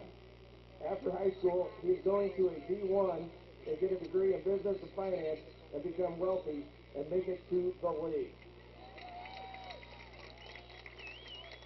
And now the senior class. First, for our senior class, we have Katie Arnold, daughter of Kathy Polite and Ty Arnold. Katie is the host and president, and she is involved in students for FHN, NHS, and ACL Club. She plays on the varsity volleyball and soccer teams here at North, and in her free time, she likes to hang out with her friends. She wants to become an orthopedic surgeon when she is older, and hopefully attend Colorado University, Boulder. She is escorted by Connor Gallagher, son of Paul and Angela Gallagher. Connor likes eating and hanging with his homies. At school, he's involved in HOSA, DECA, and plays on the varsity football team. When he grows up, he wants to become a biomedical scientist or an entrepreneur. Secondly, we have Madeline Wood and Jill Wood. Madeline is the Chief of Staff of Student Council, President of Knightstown, plays varsity soccer, and is in the ecology and NHS. One day, she wants to attend Millikan University and play soccer and psychology. Tonight, she is escorted by Alex Baker, son of Melissa and Ben Baker. At school, he is on the cross-country and track teams and is a member of DECA. In his free time, he likes to play basketball, soccer, and hang out with his friends on Saturday because Saturdays are for the boys. He hopes to attend the University of Kentucky to study neurology. Thirdly, we have Jamie Sneed, daughter of James and Shelley Sneed. She is involved in student council, DECA, mock trial, NHS, and FBLA. In her free time, she wishes she had a pet. After graduation, she plans on attending college and studying human resources. Escorting her tonight is Christian Whitty, son of Carolyn and Jay Whitty. He is involved in the Night Pride marching band. In his free time, he watches trashy reality TV shows. Nick wants to attend Truman State University. This is your Francis Howell North 2017 homecoming court.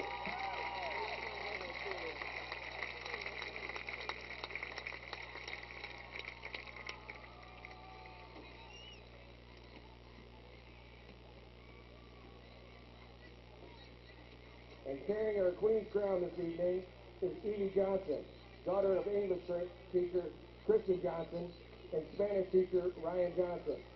Her favorite color is blue. She's currently 2 years old in daycare and wants to become Mona one day. And carrying our King's crown this evening are James and Elliot Johnson, son of science teacher Matthew Riffey and his wife Amanda Riffey. Elliot's favorite color is blue. James is red and green because he likes Christmas.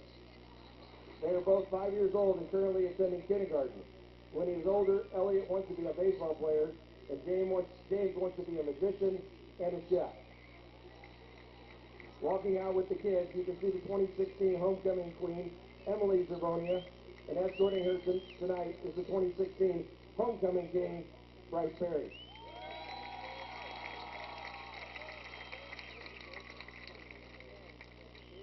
And now, your 2017 FHN king is Connor Gallagher.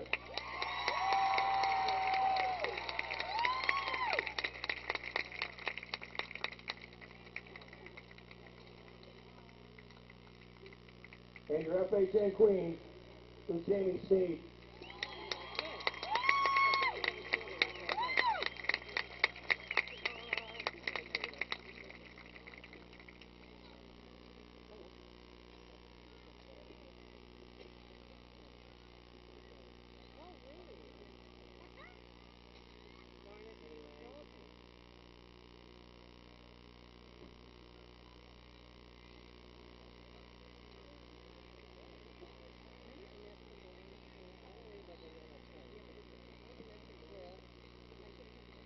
Your 2017 homecoming court.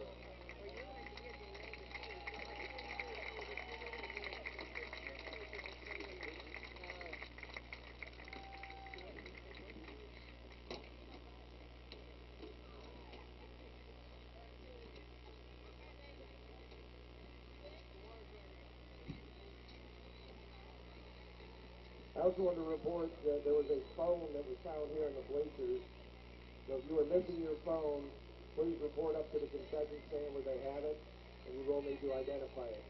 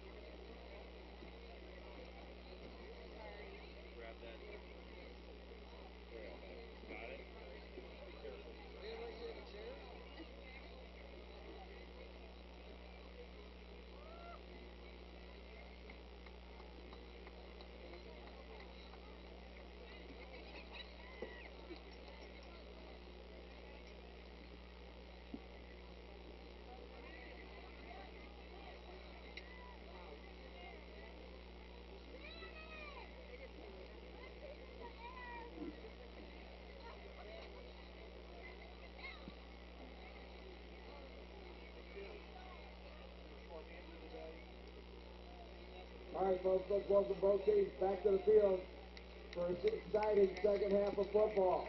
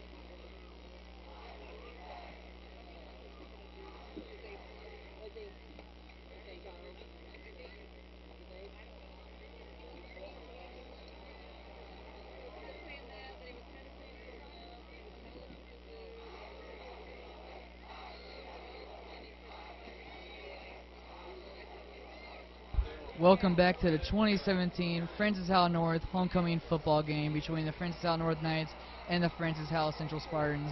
This is Dominic Kosher here on FHNtoday.com bringing you tonight's action. At the start of the second half, the Knights have a lead of 21-12, and they will start with the ball here in the first half. But here comes another onside kick, the third attempt of the night for the Spartans, and it looks like this one might be the first successful one of the night for Francis Howell Central.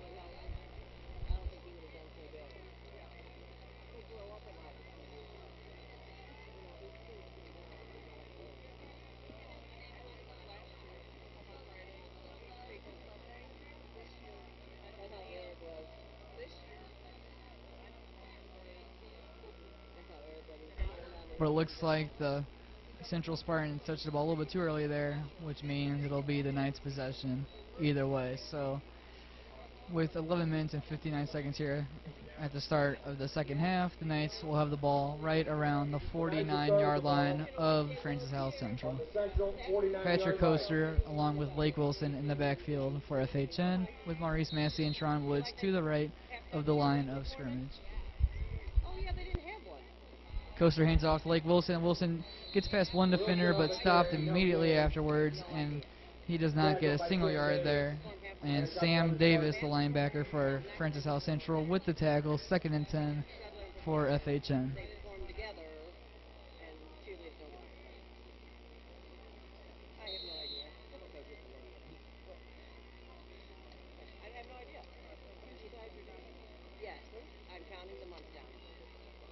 Second 10, Tron Woods in motion.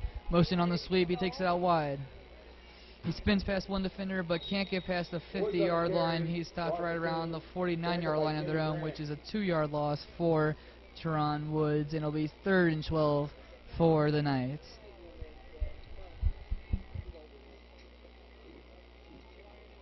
Third and 12 for the Knights. Looks like at half, the Spartans focused on trying to stop this Knights running game, and so far it's looked good. They stopped Blake Wilson going through the middle, then on a little bit of sweep play by Tron Woods, they were able to get outside immediately and cut that out quick. 3rd and 12 for the Knights. Coaster takes a snap looking for Tron Woods, but he dumps it off to Blake Wilson. Wilson gets past a couple defenders and speeds by another, and that's a first down and more, taking it to the 32-yard line. Big gain there for Blake Wilson and Francis Howell North on a long 3rd down conversion there, and it's a first down for Francis Howell North. Their first here in the second half. Blake Wilson wasn't too involved in the passing game in the first half, as he was more of in that running game for the Knights, where he got his first touchdown of the game. And here he is again, and he's taken down after about a 5-yard gain. Scratch that. That was actually Schrader on the carry for the Knights. And it's 2nd and 5 now for FHN. Back to Wilson. If the Knights can get him even more involved in the passing game, that's just another weapon the Knights have for their air attack, with Massey and Woods and Drusher as the others.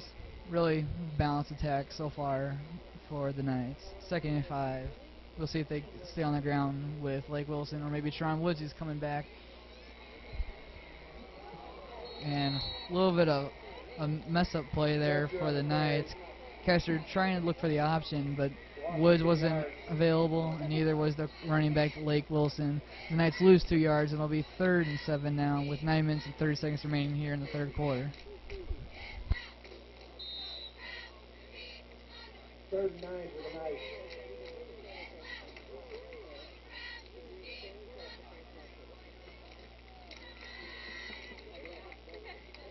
Massey lines up all by himself here to the right of Patrick Coaster. Coaster takes a snap, looking down the middle for Connor Gallagher, and Gallagher bounces off a couple defenders, and he'll be close to that first down marker on Gallagher's touchdown right before the end of the first half. He was able to beat a couple defenders and get into the end zone, and he does it again here, and that's a first down for the Knights. Great job done there by Connor Gallagher. Big game so far for Connor Gallagher. He has a blocked punt, a couple long runs, and a touchdown. He goes to the sideline here for 1st and 10 on the 22-yard line for the Knights. Coaster looking out wide for a screen with Tron Woods, but he is met immediately, but there's a flag on the field after he's brought down right around the 29-yard line. Pass complete to Woods. Flag on the play. Face mask against the Francis Howell Central Spartans, and that'll be a 1st down for the Knights. A break there for FHN.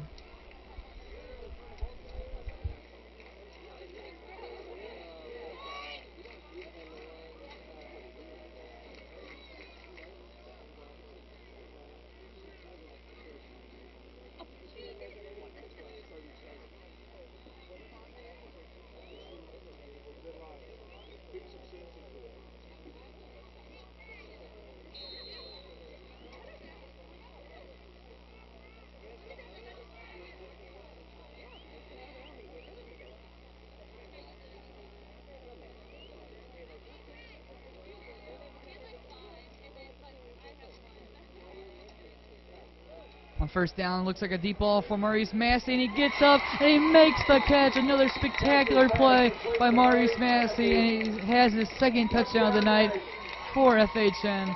And a huge play there. Great pass by Patrick Coaster, and Maurice Massey uses the size, gets up, and beats the cornerback. And the Knights are off to a scoring start here in the 2nd half with the 2nd touchdown of the night for Massey, and his 9th on the season.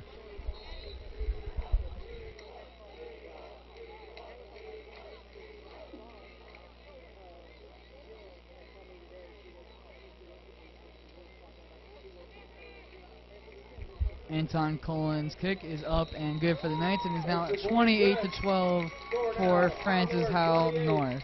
Howell Central 12. Folks, I want to invite everybody to the Nightline Trivia to be held at St. Peter's Catholic Church on October 7th. The doors will open at 6:15, and trivia will begin at 7 p.m. Again, Nightline Trivia, October 7th.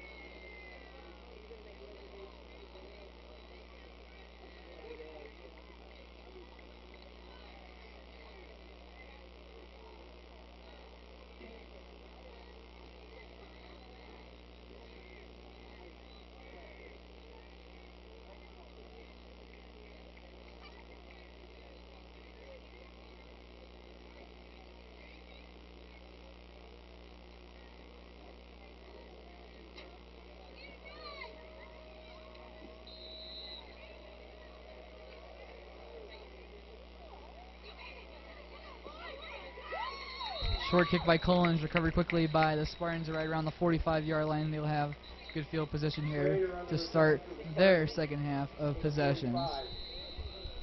Tackled by a punt tonight.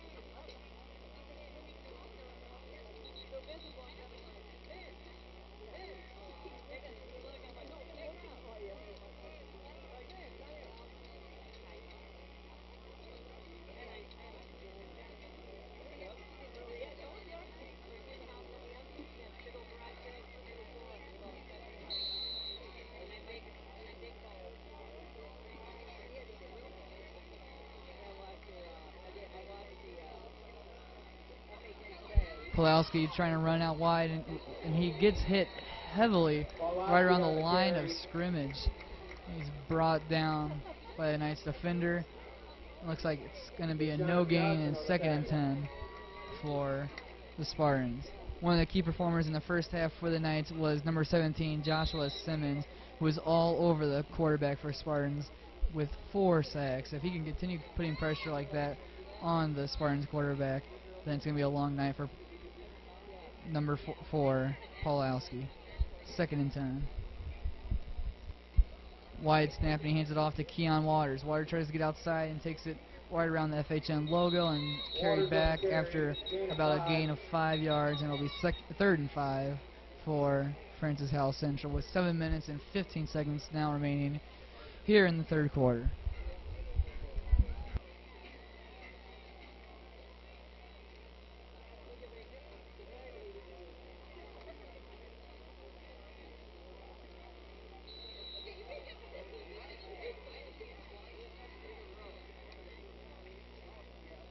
Shotgun formation here for the Spartans. Man in motion is Keon Waters. Pawlowski takes a snap looking for his receivers to the left and goes deep looking for number 17, but that pass was incomplete. He was looking for Jacob Schrader, who had a touchdown in the first half, but miscommunication there, and it'll be 4th and 5. We'll see what the Spartans try to pull off here. If they go for it, trying to get 5 yards, or try to do another punt. Knights need to be careful here and see if they try to do a hard count as well, as they tried it earlier, trying to get the Knights to jump offside. They cannot afford to do that and give the Spartans an automatic first down. 4th and 5 here. It's a wide snap, and they're going for it. He takes a deep shot, and that is going to be incomplete. And that was great defense there by the Knights cornerback, and that pass on 4th down does not pay off for the Spartans, and it'll be a first down for the Knights. 28-12 lead for FHN here at the 2017 Francis Howell North High School homecoming football game. Nice take over. That's good for Howell North. Hey, stranger. Hey, how are you? Fine, how are you? Like that halftime football? Hey. Steal a seat for a few minutes. Sure. Hey, what do you think of my banner? Pistol shotgun formation here for the Knights as Patrick Coaster hands it off to his running back, but looks like Lake Wilson will go nowhere, and it'll be a no gain on the carry, and it'll be 2nd and 10 for the Knights. One of the JV moms had done the football one, or baseball one. Once I figured it out, I was like, oh, that's actually pretty easy. Yeah, it's not. Yeah, once we did. It's not bad. It's just more you got to make a decision. Right. So what did she do to I had a cheerleader following her a couple weeks ago. They took an MRI and there's nothing there. But she was on crutches. I think she just moved it. She was crutches and she was 2nd and 10, and Lake, that's Strawn Woods on the short pass there, and he makes a man miss, breaks his ankles, and about an 8-yard gain. Huge play there by Strawn Woods.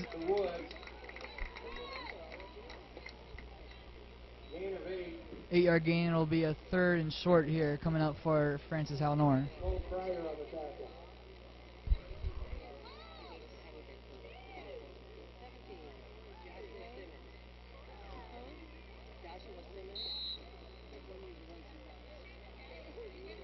Massey, the lone receiver to Coaster's right. In the backfield is Lake Wilson. He hands it off to Teron Woods, excuse me. And that's a big run there for Teron Woods, and it's a first down for FHN. 7-yard gain for the Woods brother. Sam Lindsay with the tackle, move the chain, and that's good for a Howell North.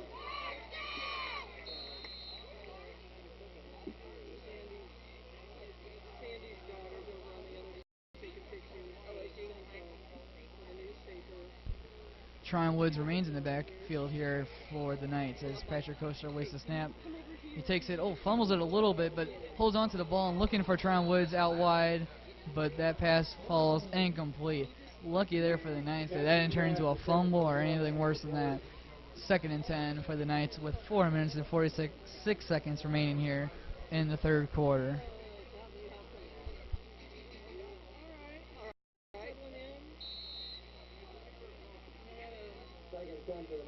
My roomie has to settle in before I can finish settling in. Yep, that's right. So a little OCD. So for her brain to settle down, she's got to know where everything's at. Coaster again looking for Massey, and he has him. Massey's into the end zone. Give him a hat trick. Touchdown, Knights. Maurice Massey has found the back of the end zone once again. Like we said, his third of the night already. Beat the cornerback on the line of scrimmage almost immediately and was wide open. And he broke the tackle as well. And it's his third of the night. Huge touchdown there for the Knights to put them up 34-12. This offense looks like a whole new team out here for FHN.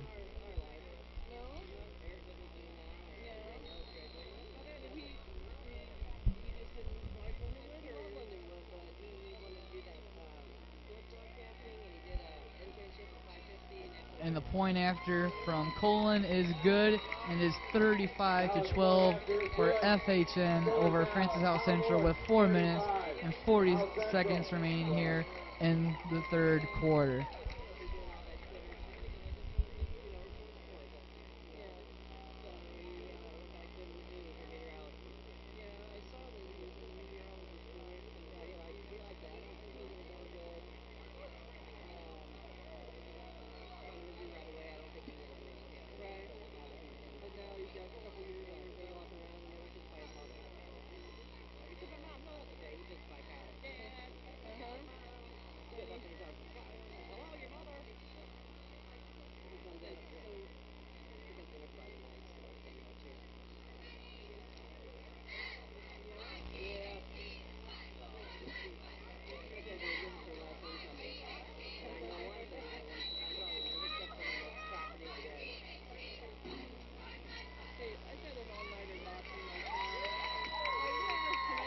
The kickoff return is taken right around the 40-yard line for Francis Howell Central. The 35 points scored by the Knights so far is their most since week 2 against Fort Zumwalt East. And that was also the last game that Tron Woods played. You could just see the impact he has for this offense. Every time he's on the field, the offense is at their best. Week 1 they scored 38 with Tron. Week 2 they scored 44. And now they've already scored 35. Tron Woods creates a whole nother element to this Knights offense that they have been missing ever since his injury. But he's back now, and so is this Knights offense. First and 10 now for the Spartans on their own 41-yard line. Pulowski keeps it for himself but finds nowhere to go. Second and 10 coming up for Francis Howell Central.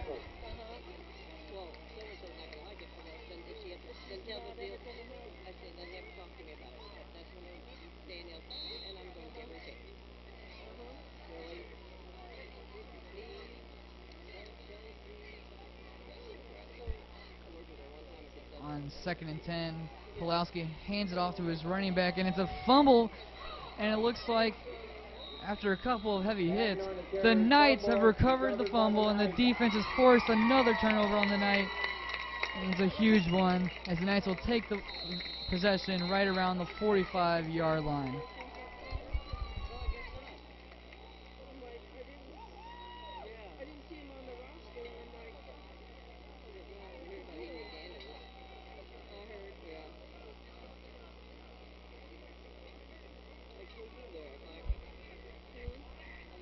That was running back Cameron Hayden on the fumble for Francis Howell Central. It was a really smart play call by the Francis Howell Central coaches, but he had the first down and everything, but got knocked out at the last second, and the Knights were able to recover and continue to the momentum here in this game. With 3 minutes and 57 seconds remaining here in the third quarter, the score remains 35-12 in favor of Francis Howell North.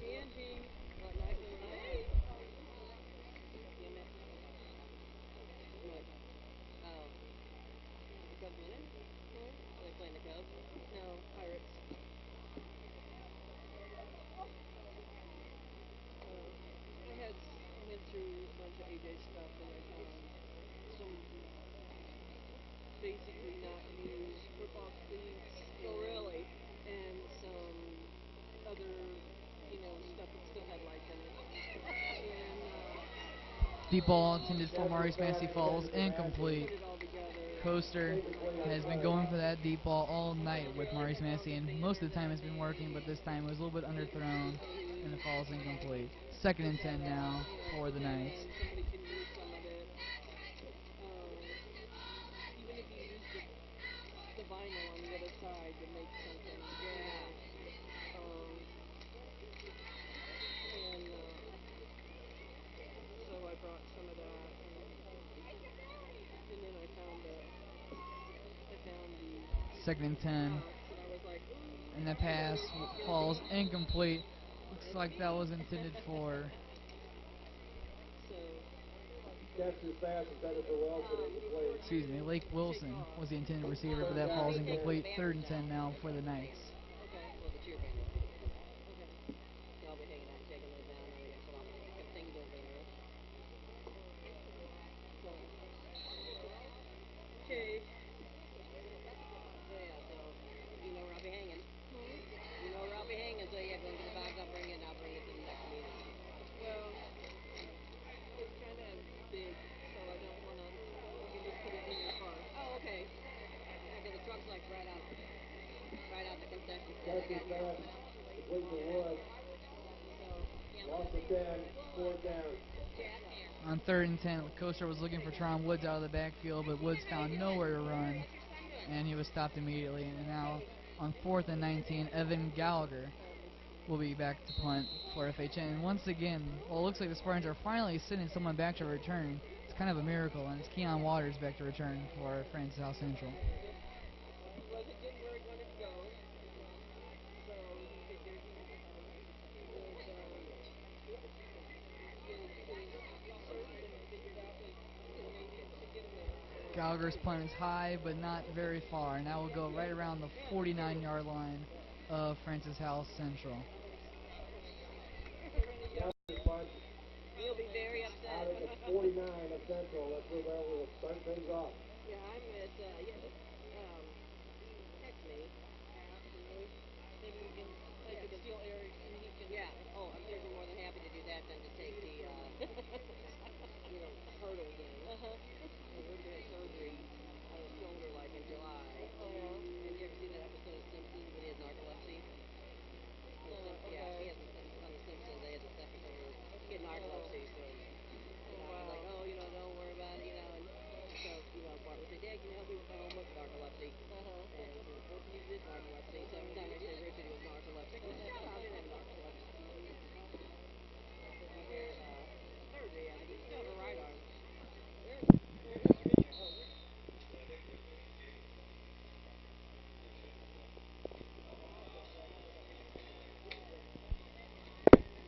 Pulaski running the option out right, and that is Keon Waters getting the pitch, and he gets a couple yards, but none more than that. Gain of 3. Second and 7.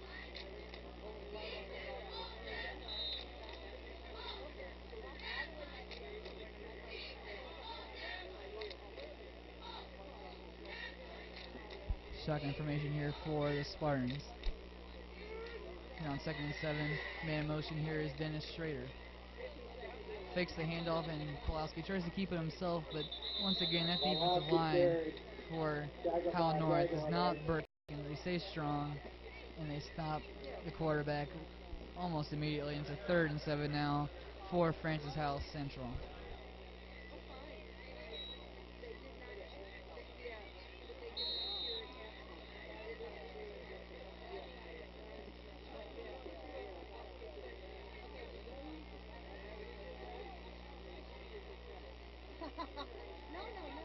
On third and 7, Pulaski finds his receiver. That's number 3. And he continues to take it right around the 25-yard line. It's a big gain on third down, and they will be able to gain the first down. That was Connor Rival on the reception. About a 30-yard gain there for Francis Howell Central. With 2 minutes left here in the third quarter, the Spartans offense is finally getting down the field.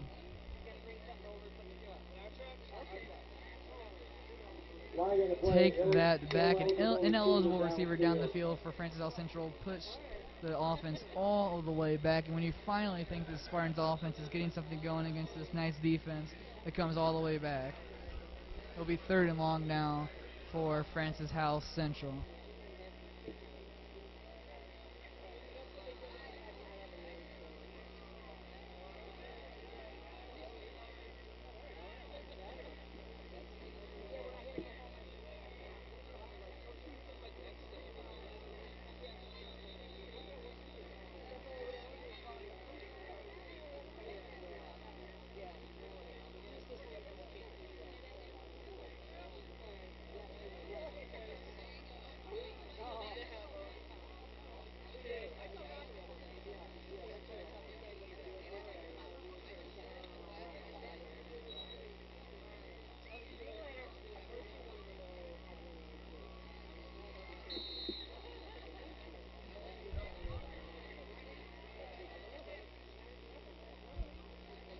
third down here for the Spartans, and it's the same play, same guy, and that's another first down there. It's Connor Rival. Before the penalty, it was Rival taking it around the 25-yard line on the same route, and the Knights were able to adjust and stop the same play. First down for the Spartans with under 2 minutes to play now in the third quarter.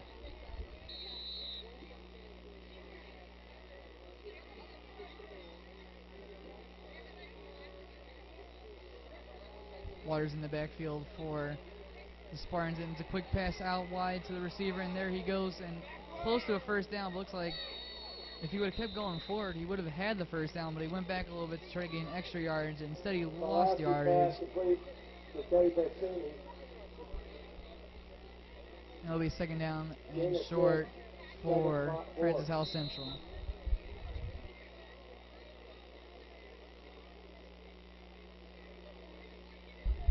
That was the first reception of the night for Teddy Pacini.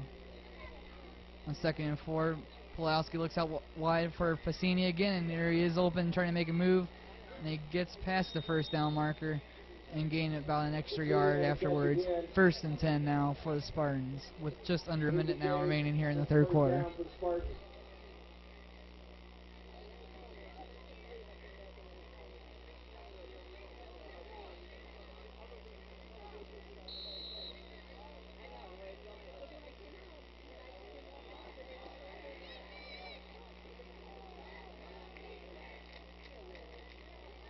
Pulowski facing pressure, but he gets away and he throws it deep, looking in the corner for the end zone, and it is caught by Connor Rival, but there was a flag right by the line of scrimmage, so this might be coming back. And it's a holding against the offense, so those celebrations will have to be cut short, and it'll be a penalty against the Spartans here with 51 seconds left, and the touchdown is now off the board.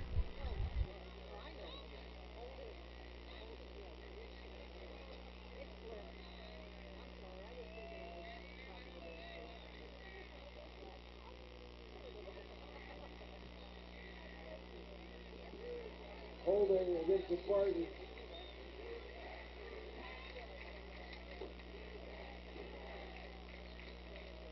First and 26 now for the Spartans. Last time they were in a situation like this, a Knights penalty was able to bail them out. But still a long way to go for the Spartans offense. Pulowski takes the snap and looking deep for his receiver, Connor Rival, who had the touchdown, but it got called back. That was actually Thomas Schrader. That was the intended receiver who had a touchdown in the first half on a similar route as that, where he just ran a vertical route straight down the middle, and he got open and got the touchdown. This time around, not so much. 2nd and 26.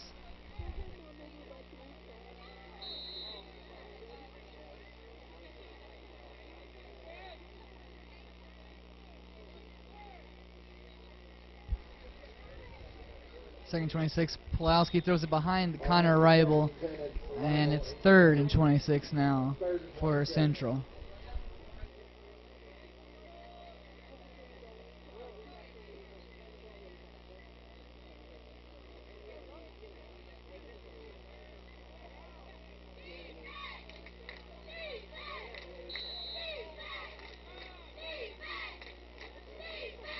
Keon Waters in motion here for the Spartans, and he now goes into the slot.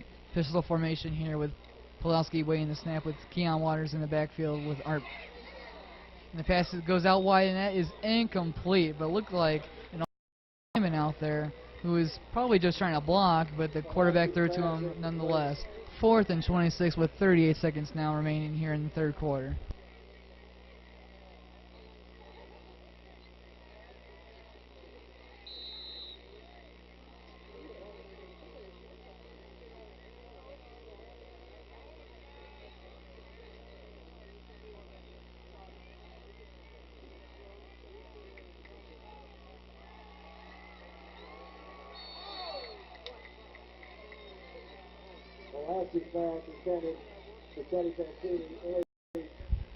On 4th and 26, the Spartans went for it, and that was Pulowski looking for number 6, Pacini, but the pass fell incomplete like everything else on that drive, and it is now 1st and 10 for the Knights with just under 35 seconds now remaining here in the third quarter.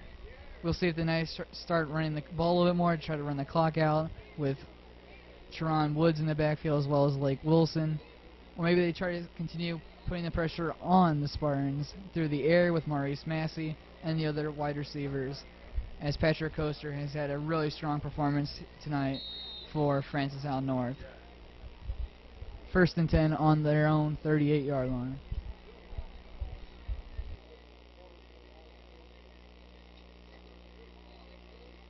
Coaster hands it off to Lake Wilson, and Wilson will get a few yards. Short gain for right around 2 yards. 2nd and 8 now for the Knights as a Spartan remains down. The score is 35-12 here with 26 seconds remaining here in the third quarter at the 2017 Francis Howell North homecoming football game.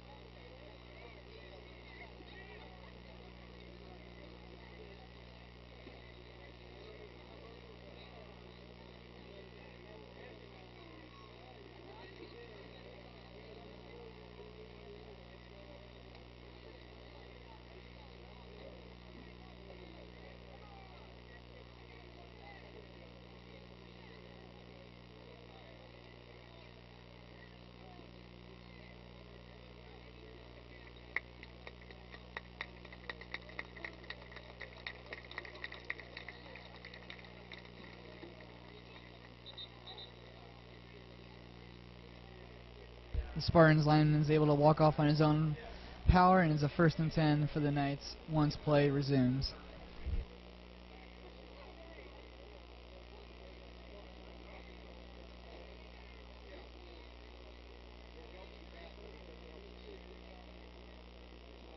Excuse me, actually a 2nd and 8 for the Knights, not a 1st and 10. Massey lines up on the far right of Patrick Coaster.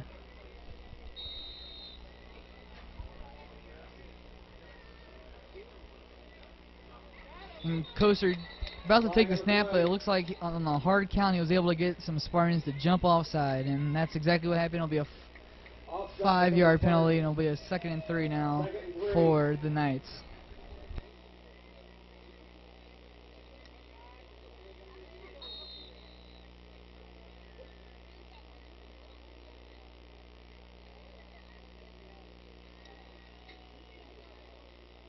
Second and 3, and Teron Woods is taken down right around the line of scrimmage, or a couple yards behind the line of scrimmage, actually, and it's a loss of about 2 yards. And with the clock running down, we'll see if the Knights just let the clock go out and take this to the fourth quarter, and it looks like they will be doing just that. 3rd and 7.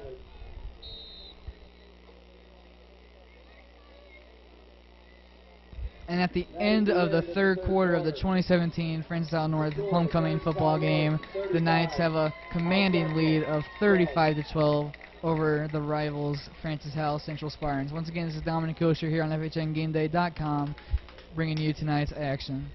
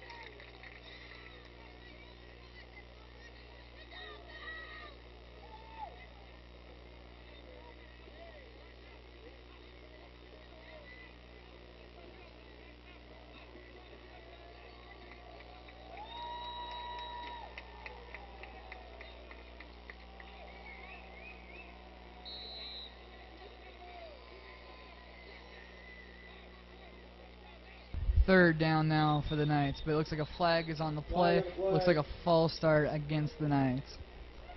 That'll push them back 5 yards. It'll be 3rd and 15 now, with 12 minutes remaining here at the start of the 4th quarter.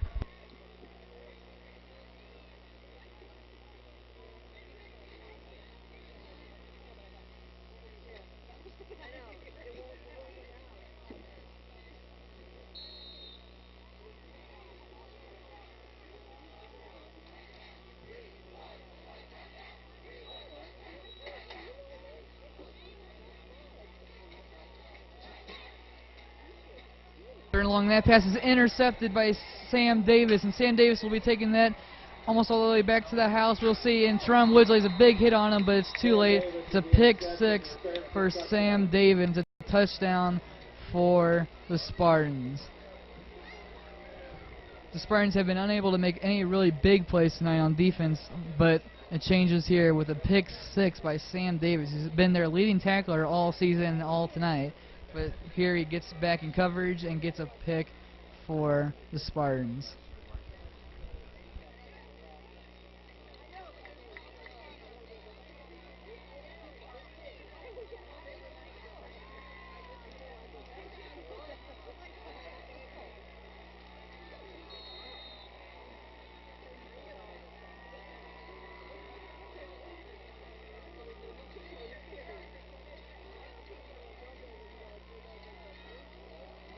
Pulowski, Haddon, and Keon Waters in the backfield for the Spartans here as they go for another 2-point attempt. They haven't been able to get one to work yet, but we'll see if they can get their 3rd conversion of the night. And that snap is fumbled, and Keon Waters is going the opposite way of where he needs to be, and he's brought down around the 15-yard line. That play just broke up immediately for the Spartans, but the touchdown still remains, and it's now a 35-18 lead for Francis Howell North here in the 2017 Francis Howell North homecoming football game.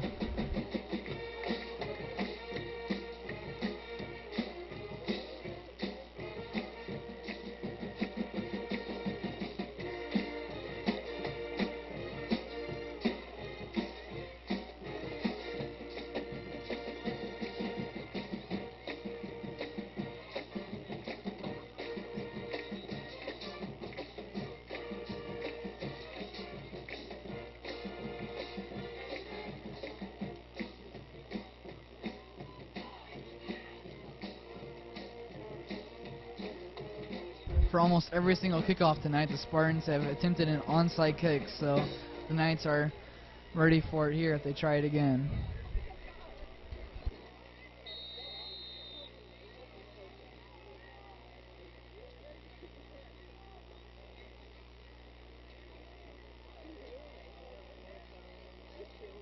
The onside kick will go out of bounds, and it'll be a penalty against the Spartans, as the kicker is not allowed to kick the ball out of bounds on a kickoff attempt.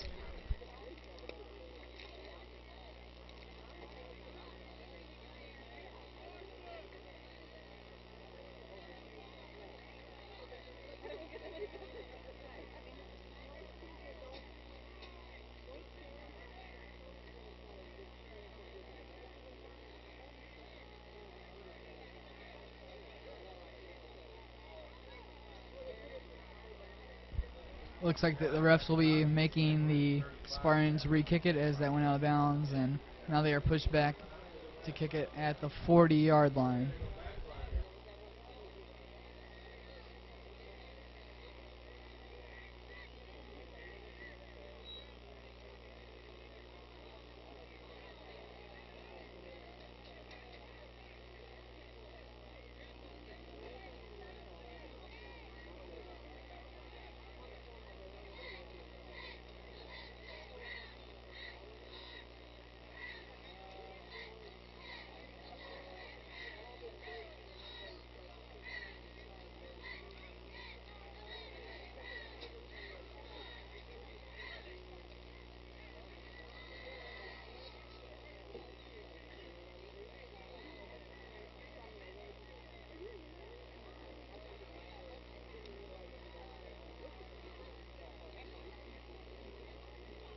The Knights take over on the Spartans' 46-yard line where the ball went out of bounds. After a long debate, the Knights will have the possession of the football at the 46-yard line of Francis Howell Central.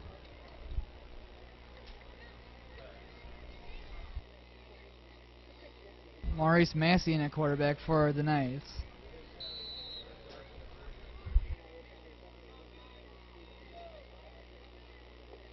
And the motion was Tron Woods, but Massey keeps it for himself and finds nowhere to go and takes it just back to the line of scrimmage. It looks like he lost just 1 yard, and it's a 2nd and 11 coming up for Howell North. Hall on the tackle.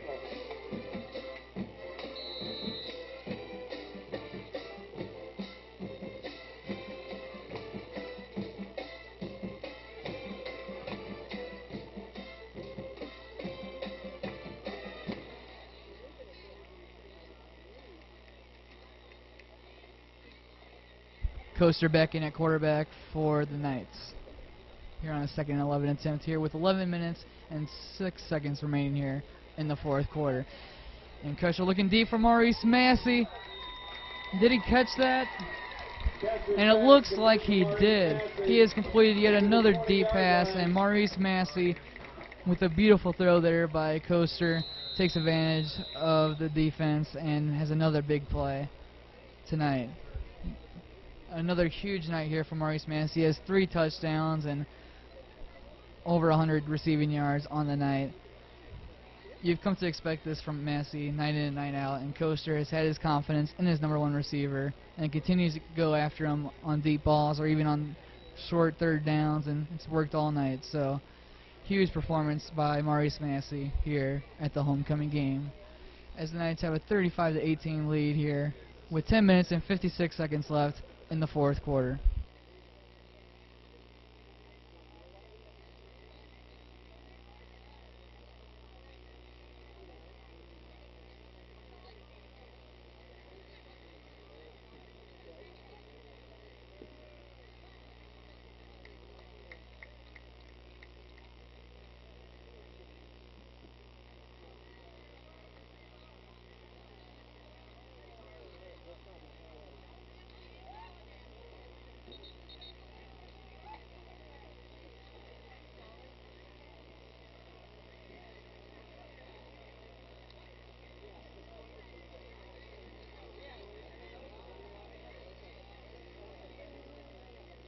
With that catch by Massey, they move the chain, and that's good for Howell North.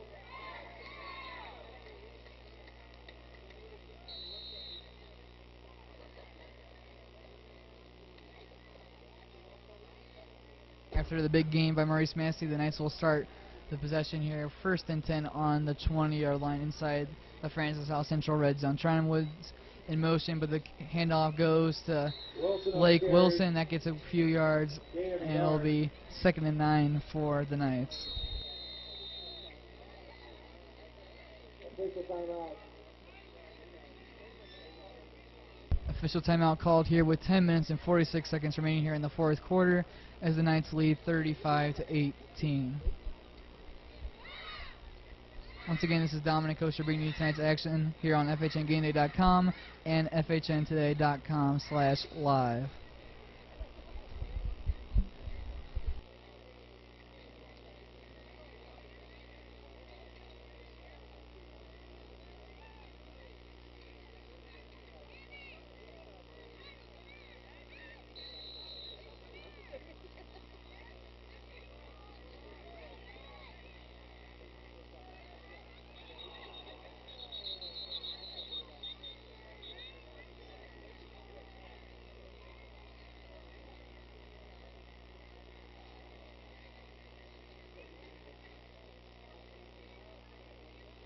False start on the night.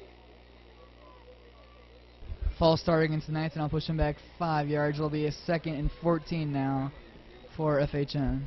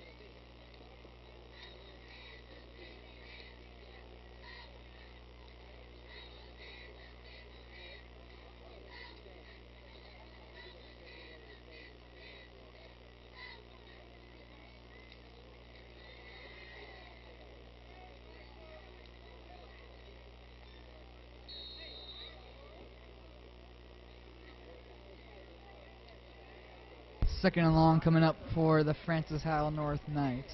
Patrick Coaster in at quarterback, and he looks out wide for Maurice Massey, and Massey finds some room to run. He gets brought down after a long, about 10-yard gain there, and he's just a couple yards short of the first down marker. It'll be a third down and about 8 now, with 10 minutes and 19 seconds now remaining here in the homecoming game.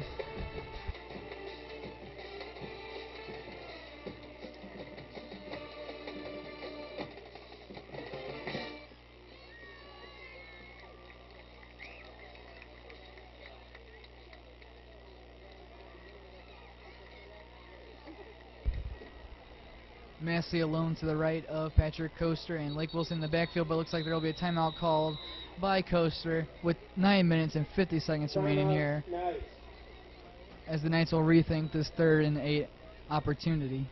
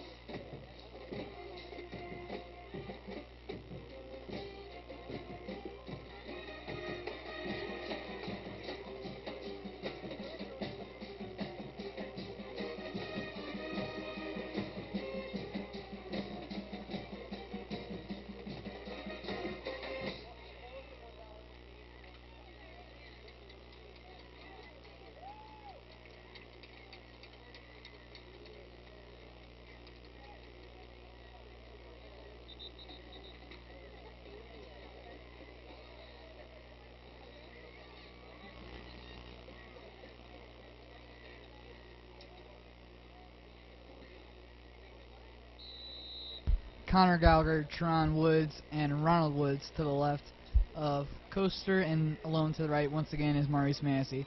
Snap comes up a little bit high, but the quarterback's able to deal with it well. Looks for Teron Woods in the end zone, but that pass is incomplete. But there are a couple flags on the field. Looks like it might be a holding against the Knights.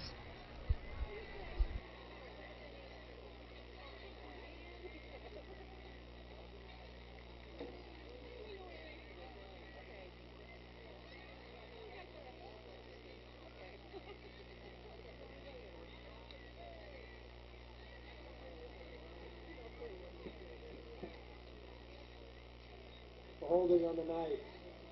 Intentional grounding on the Knights. Intentional grounding called against the Knights, which means the quarterback had, or his pass attempt was not close to a receiver, and that'll be a loss of down for the Knights.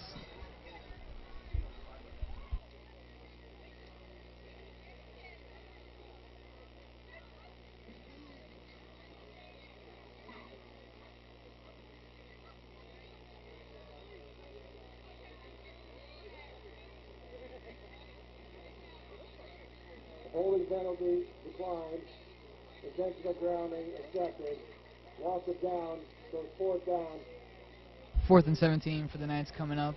17 It looks like they'll be keeping the offense out there and going for the long 4th down. Ronald Woods, the lone receiver, to the left of Coaster, and Connor Gallagher, Teron Woods, and Maurice Massey to the right. Lake Wilson in the backfield with Coaster in the shotgun formation.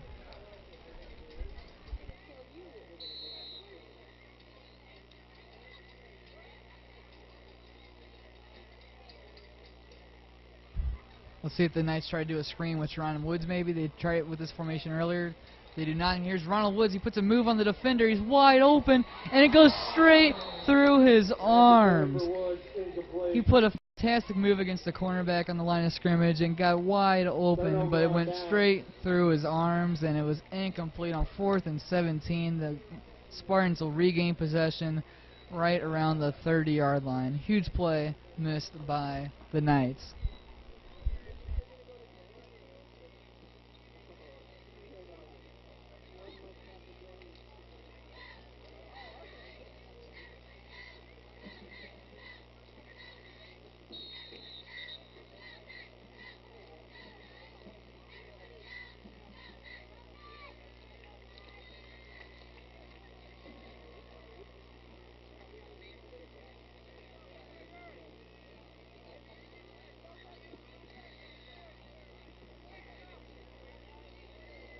A name we have not heard often in this second half is Dylan Thaxton from the Spartans. He had a big part to play in the first half. He had a touchdown early on, and then later, even though it got ruled back, he had a kickoff go all the way. He was probably the most creative player in that Spartans offense in the first half.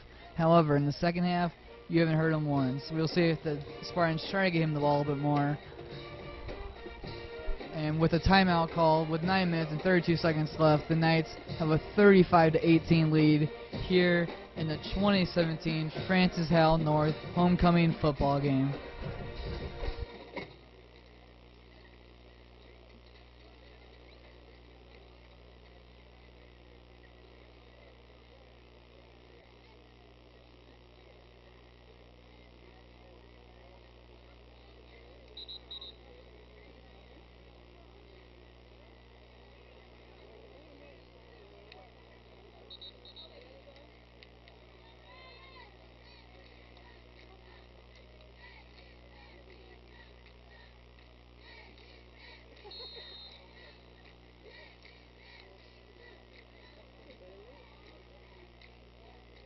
Schrader in motion until fumbled on the snap, but Pulowski was able to regain possession but gets hit hard by the line and Connor Gallagher, the linebacker for FHN. It's a loss of a couple yards, and it's second and long for the Francis Howell Central Spartans. Second and 11 for the Spartans.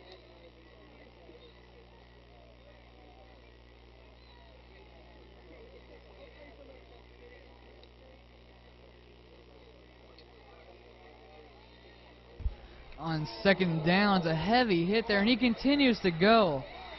That is a name we have not seen, or a number we have not seen all night. It's number 29, Avery Hall, the junior running back and also linebacker for the Spartans. And he on his first touch of the game, he trucked through a couple defenders, broke a couple tackles, and got a big run to try to jolt this Spartans offense.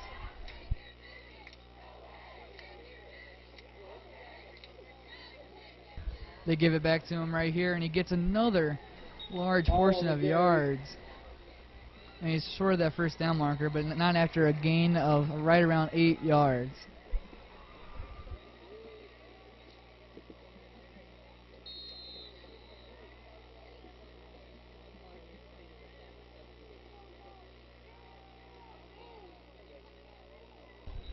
After a heavy hit on Pulowski, he's able to get right back up, and he was going deep for Ribald, but that pass was out of bounds and incomplete, so it'll be a 3rd and 2 coming up for the Spartans.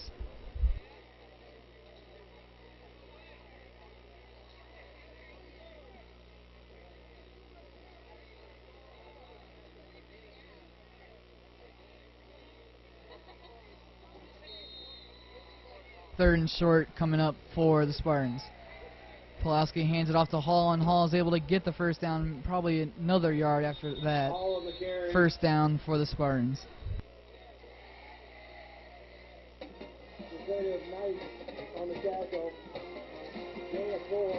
We saw this earlier in the game with the Spartans offense with Teddy Passini. Passini wasn't that involved in the first half, but for a small portion of the third quarter, the Spartans offense kept going straight to Teddy, and Passini was able to make the most of his opportunity. And here we go again with Avery Hall out of the running back position. They like to go with a hot hand, and that could be good for an offense, but also bad. You want to have that multiple group of guys at the same time that can get hot and carry an offense, but right now it's just one guy at a time. First, the Spartans has a high snap for Pulowski. Come on that play right there, and that'll be a couple yard loss and a sack for Francis Howell North.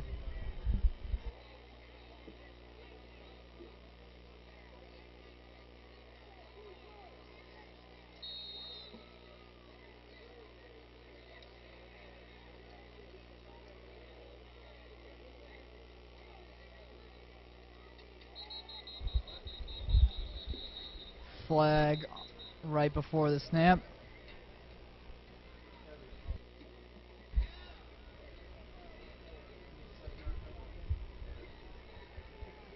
And it'll be a false start against the Spartans. So I'll push them back a few yards, and it'll be a 2nd and long now for Francis Howell Central.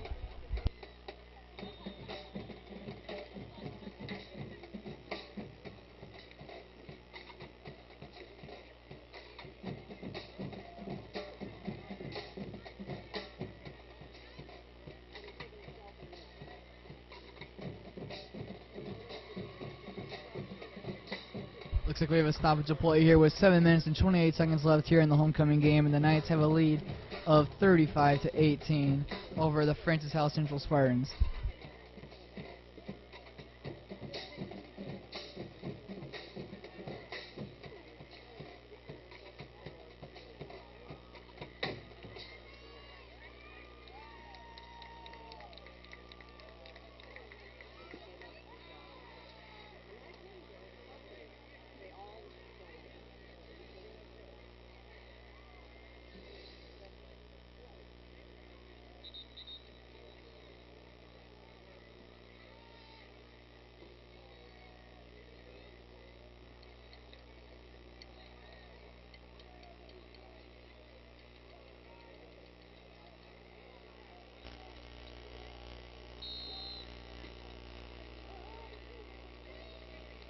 Second and 19 for the Spartans.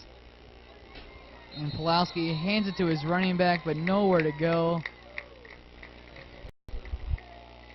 It's a couple yard loss there for the Spartans.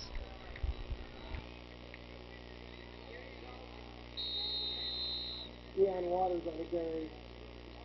Big O on the tackle. Avery Hall comes off for a couple plays, and that was Keon Waters getting the carry there.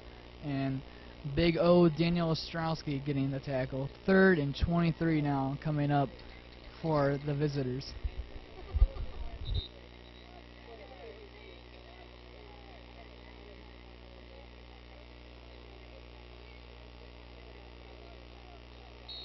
Third and 23 for the Spartans.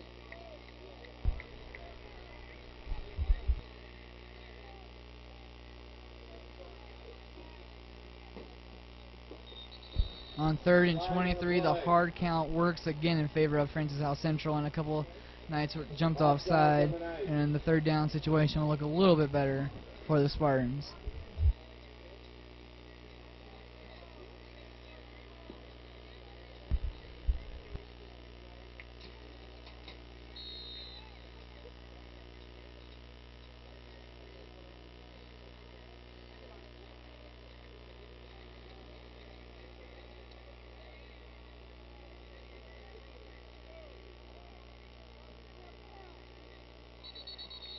And it looks like another flag is thrown on the field. It looks like it could be a false start against the Spartans, and that is exactly the case here. And the Spartans will be going back again on offense, and it'll be another 3rd and long coming up.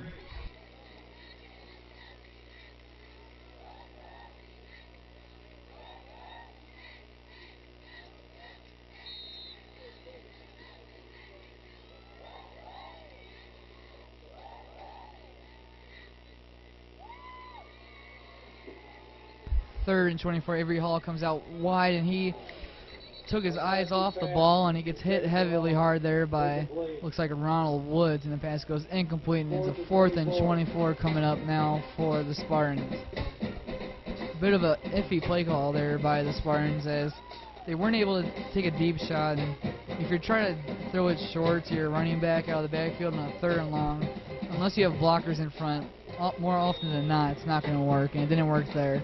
4th and 24.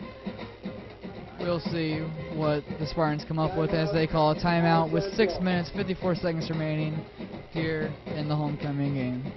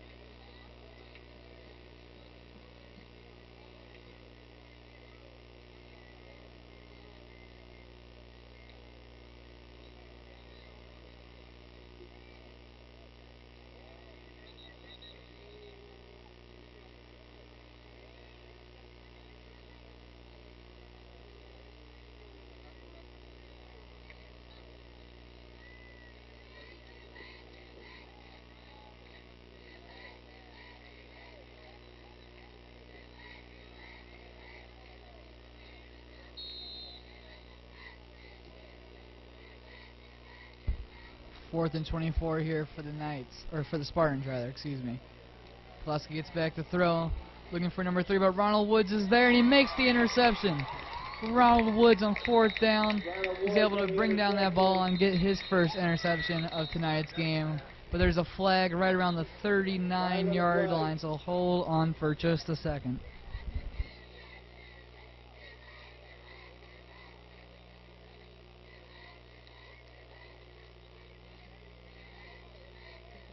That pass was intended for number 3, Connor Rival, for the Spartans.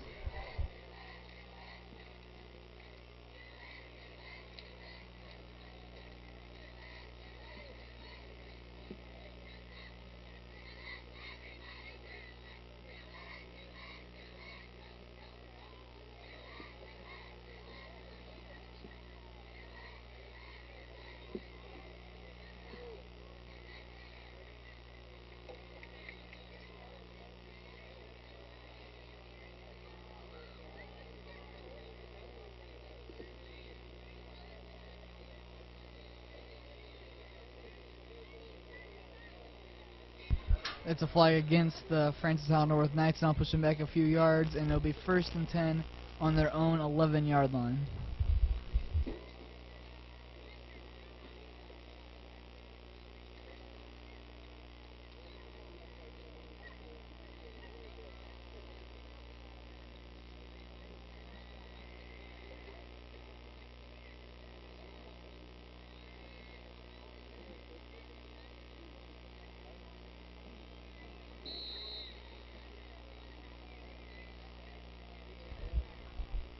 Charn Woods in motion. And he gets the carry here on a running back sweep. And there he continues to break tackles, and he keeps going. He goes outside, and he's brought down just past the 30-yard line. And the agility of Charn Woods on showcase there. Again, he's been all over the field tonight. And that's a big piece of this offense, and that's why they've scored 35 points tonight against a really solid Spartans defense. 1st and 10 on the 30-yard line for the Knights.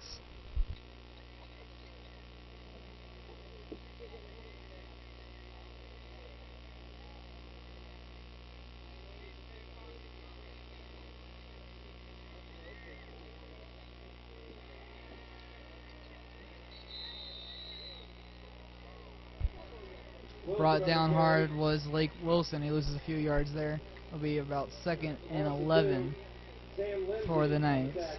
6 minutes now remaining here in the 4th quarter.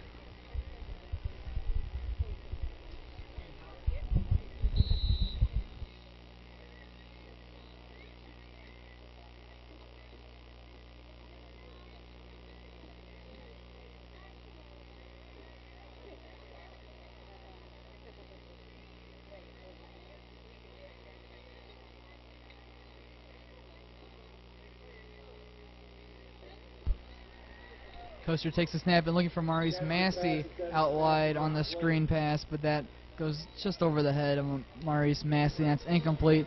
3rd and 12 with 5 minutes and 30 seconds remaining.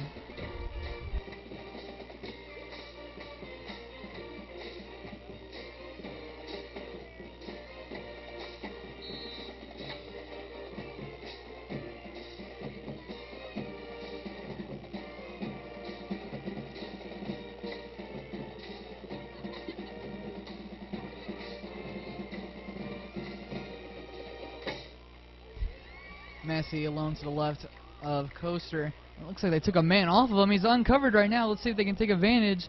Coaster passes out to Massey. Can he get the 1st down? And he will and more. Right outside the 50-yard line goes Massey. I don't know what happened in the defensive coverage there for the Spartans, but they took the cornerback off of Massey. And that's the last receiver on this team you want to stop covering. 1st and 10 for the Knights, right around the 49-yard line of their own. 5 minutes and 24 seconds now remaining. Lake Wilson joins quarterback Patrick Coaster in the backfield for Francis Howell North, and Charn Woods in the motion. Woods gets the carry and takes it out wide and gets a couple yards and is out right around the 48-yard line of Francis Howell Central. Gain of 3.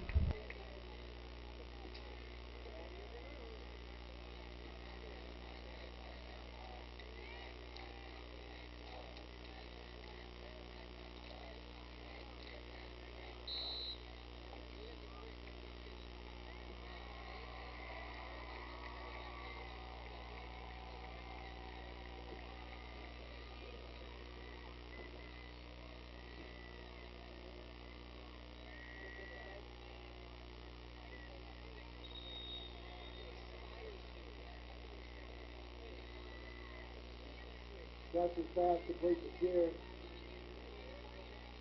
A few yard gain there for Drew Shear. Excuse me, he tried going outside, but there was no room to run, and it's a 1 yard loss, and it'll be 3rd and 6 now for the Knights. 4 minutes and 20 seconds now remaining.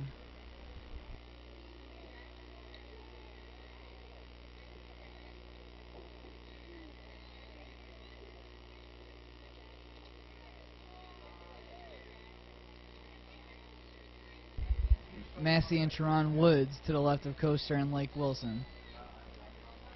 Coaster takes the snap and dumps it off to Teron Woods in a matter of seconds, and there goes Teron past the 40-yard line, puts on a move and gets to the 30-yard line. That's a first down and more, but that's a flag on the field as well.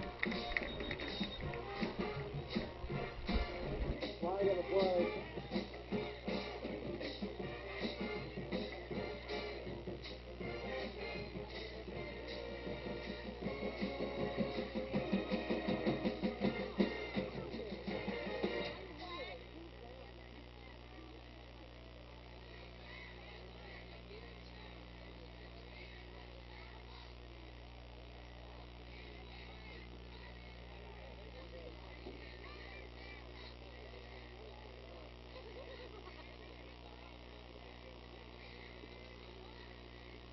Block in the back of the Knights.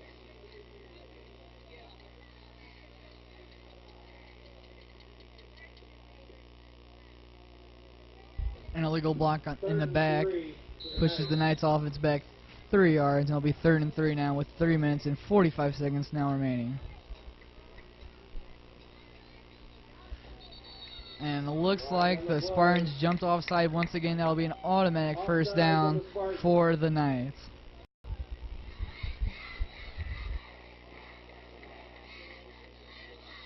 That'll move the chains, and that's good for Howell North.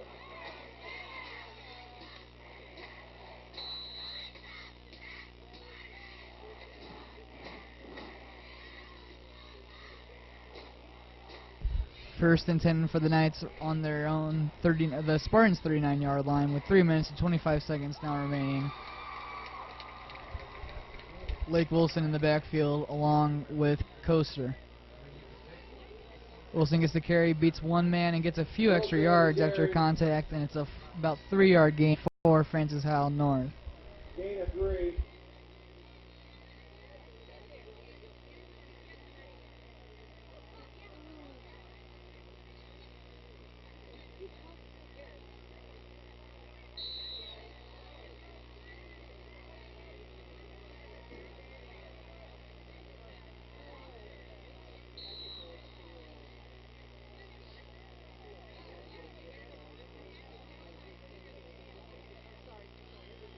Massey alone to Coaster's left, and Connor Gallagher, Evan Pearson, and Teron Woods to the right of the quarterback.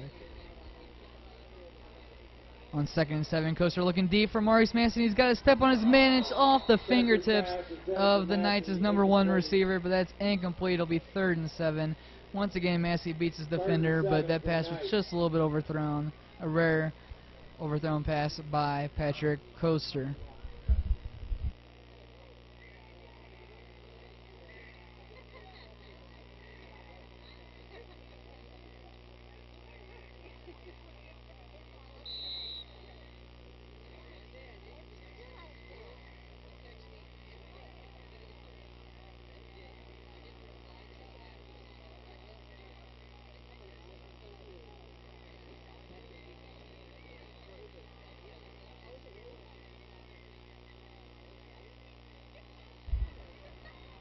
Third and 7, and Justin Matthews-Williams on the carry, and he takes it out wide, looking for some space, and almost gets the first down, but it's 4th and short. Flag on the play. Yet again, another flag.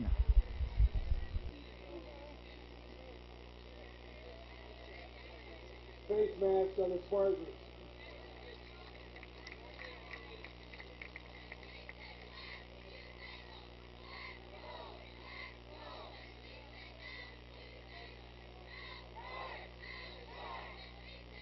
The penalty was against the Francis Howell Central Spartans, and it was a face mask, and is a first down now for the Francis Howell North Knights with 2 minutes and 15 seconds now remaining here in the game.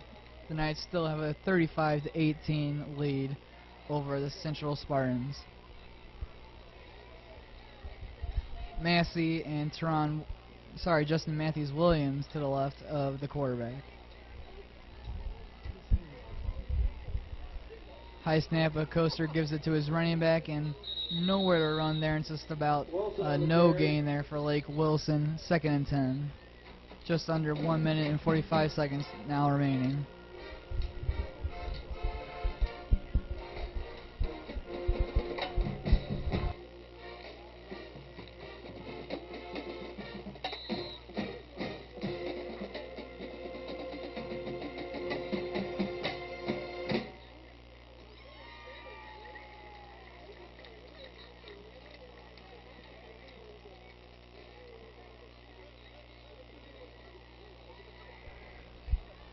Second and 10 here for the Knights on the 27-yard line. Justin Matthews-Williams gets the carry, and he's brought down right around the 30-yard line. Matthews-Williams on the carry. 3rd and 13 with just under a minute left here in the game. 3rd and 13 for the Knights.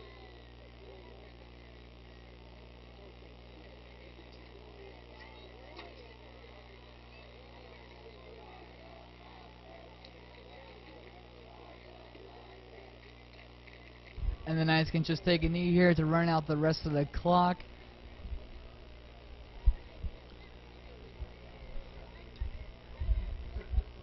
And on 3rd and 13, Patrick Coaster does just that, and a really solid performance by him and the rest of the Knights offense. You saw contributors from all over the place. Teron Woods, Ronald Woods, Maurice Massey especially, Connor Gallagher, and the offensive line was solid all night. A strong performance by not just the Knights offense, but their defense as well. They hold a really strong Spartans offense to just 18 points. Congratulate both these teams on a tremendous game. That's the Knights' first win since September 1st against Fort Zumwalt South, and that will improve the Knights to a 2-4 record as the Spartans fall to a 3-3 record, and they are now on a 3-game losing streak. The Knights take home their first homecoming win since 2015, I believe. And it's a big win for the Knights, as they needed some sort of turnaround game for them. They played a really good competition here in Francis Howell Central. They were second in the GAC South coming into this game, while the Francis Howell North Knights were in last. But after a game like this, where the offensive players on the team had a strong performance, the defensive players on the team all stood out, it can change a team's season and turn the entire team around, as it did tonight. Final score 35-18 in favor of the Francis Howell North Knights.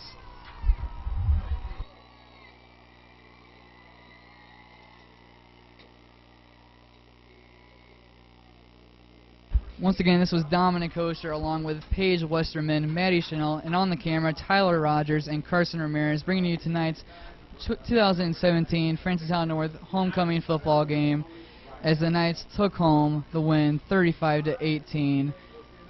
Thank you again for watching, and if you want to continue watching live streams, come back next Tuesday for Francis Howell North's girls varsity volleyball match on FHNtoday.com/live. Thanks again for tuning in, and I'll see you next time.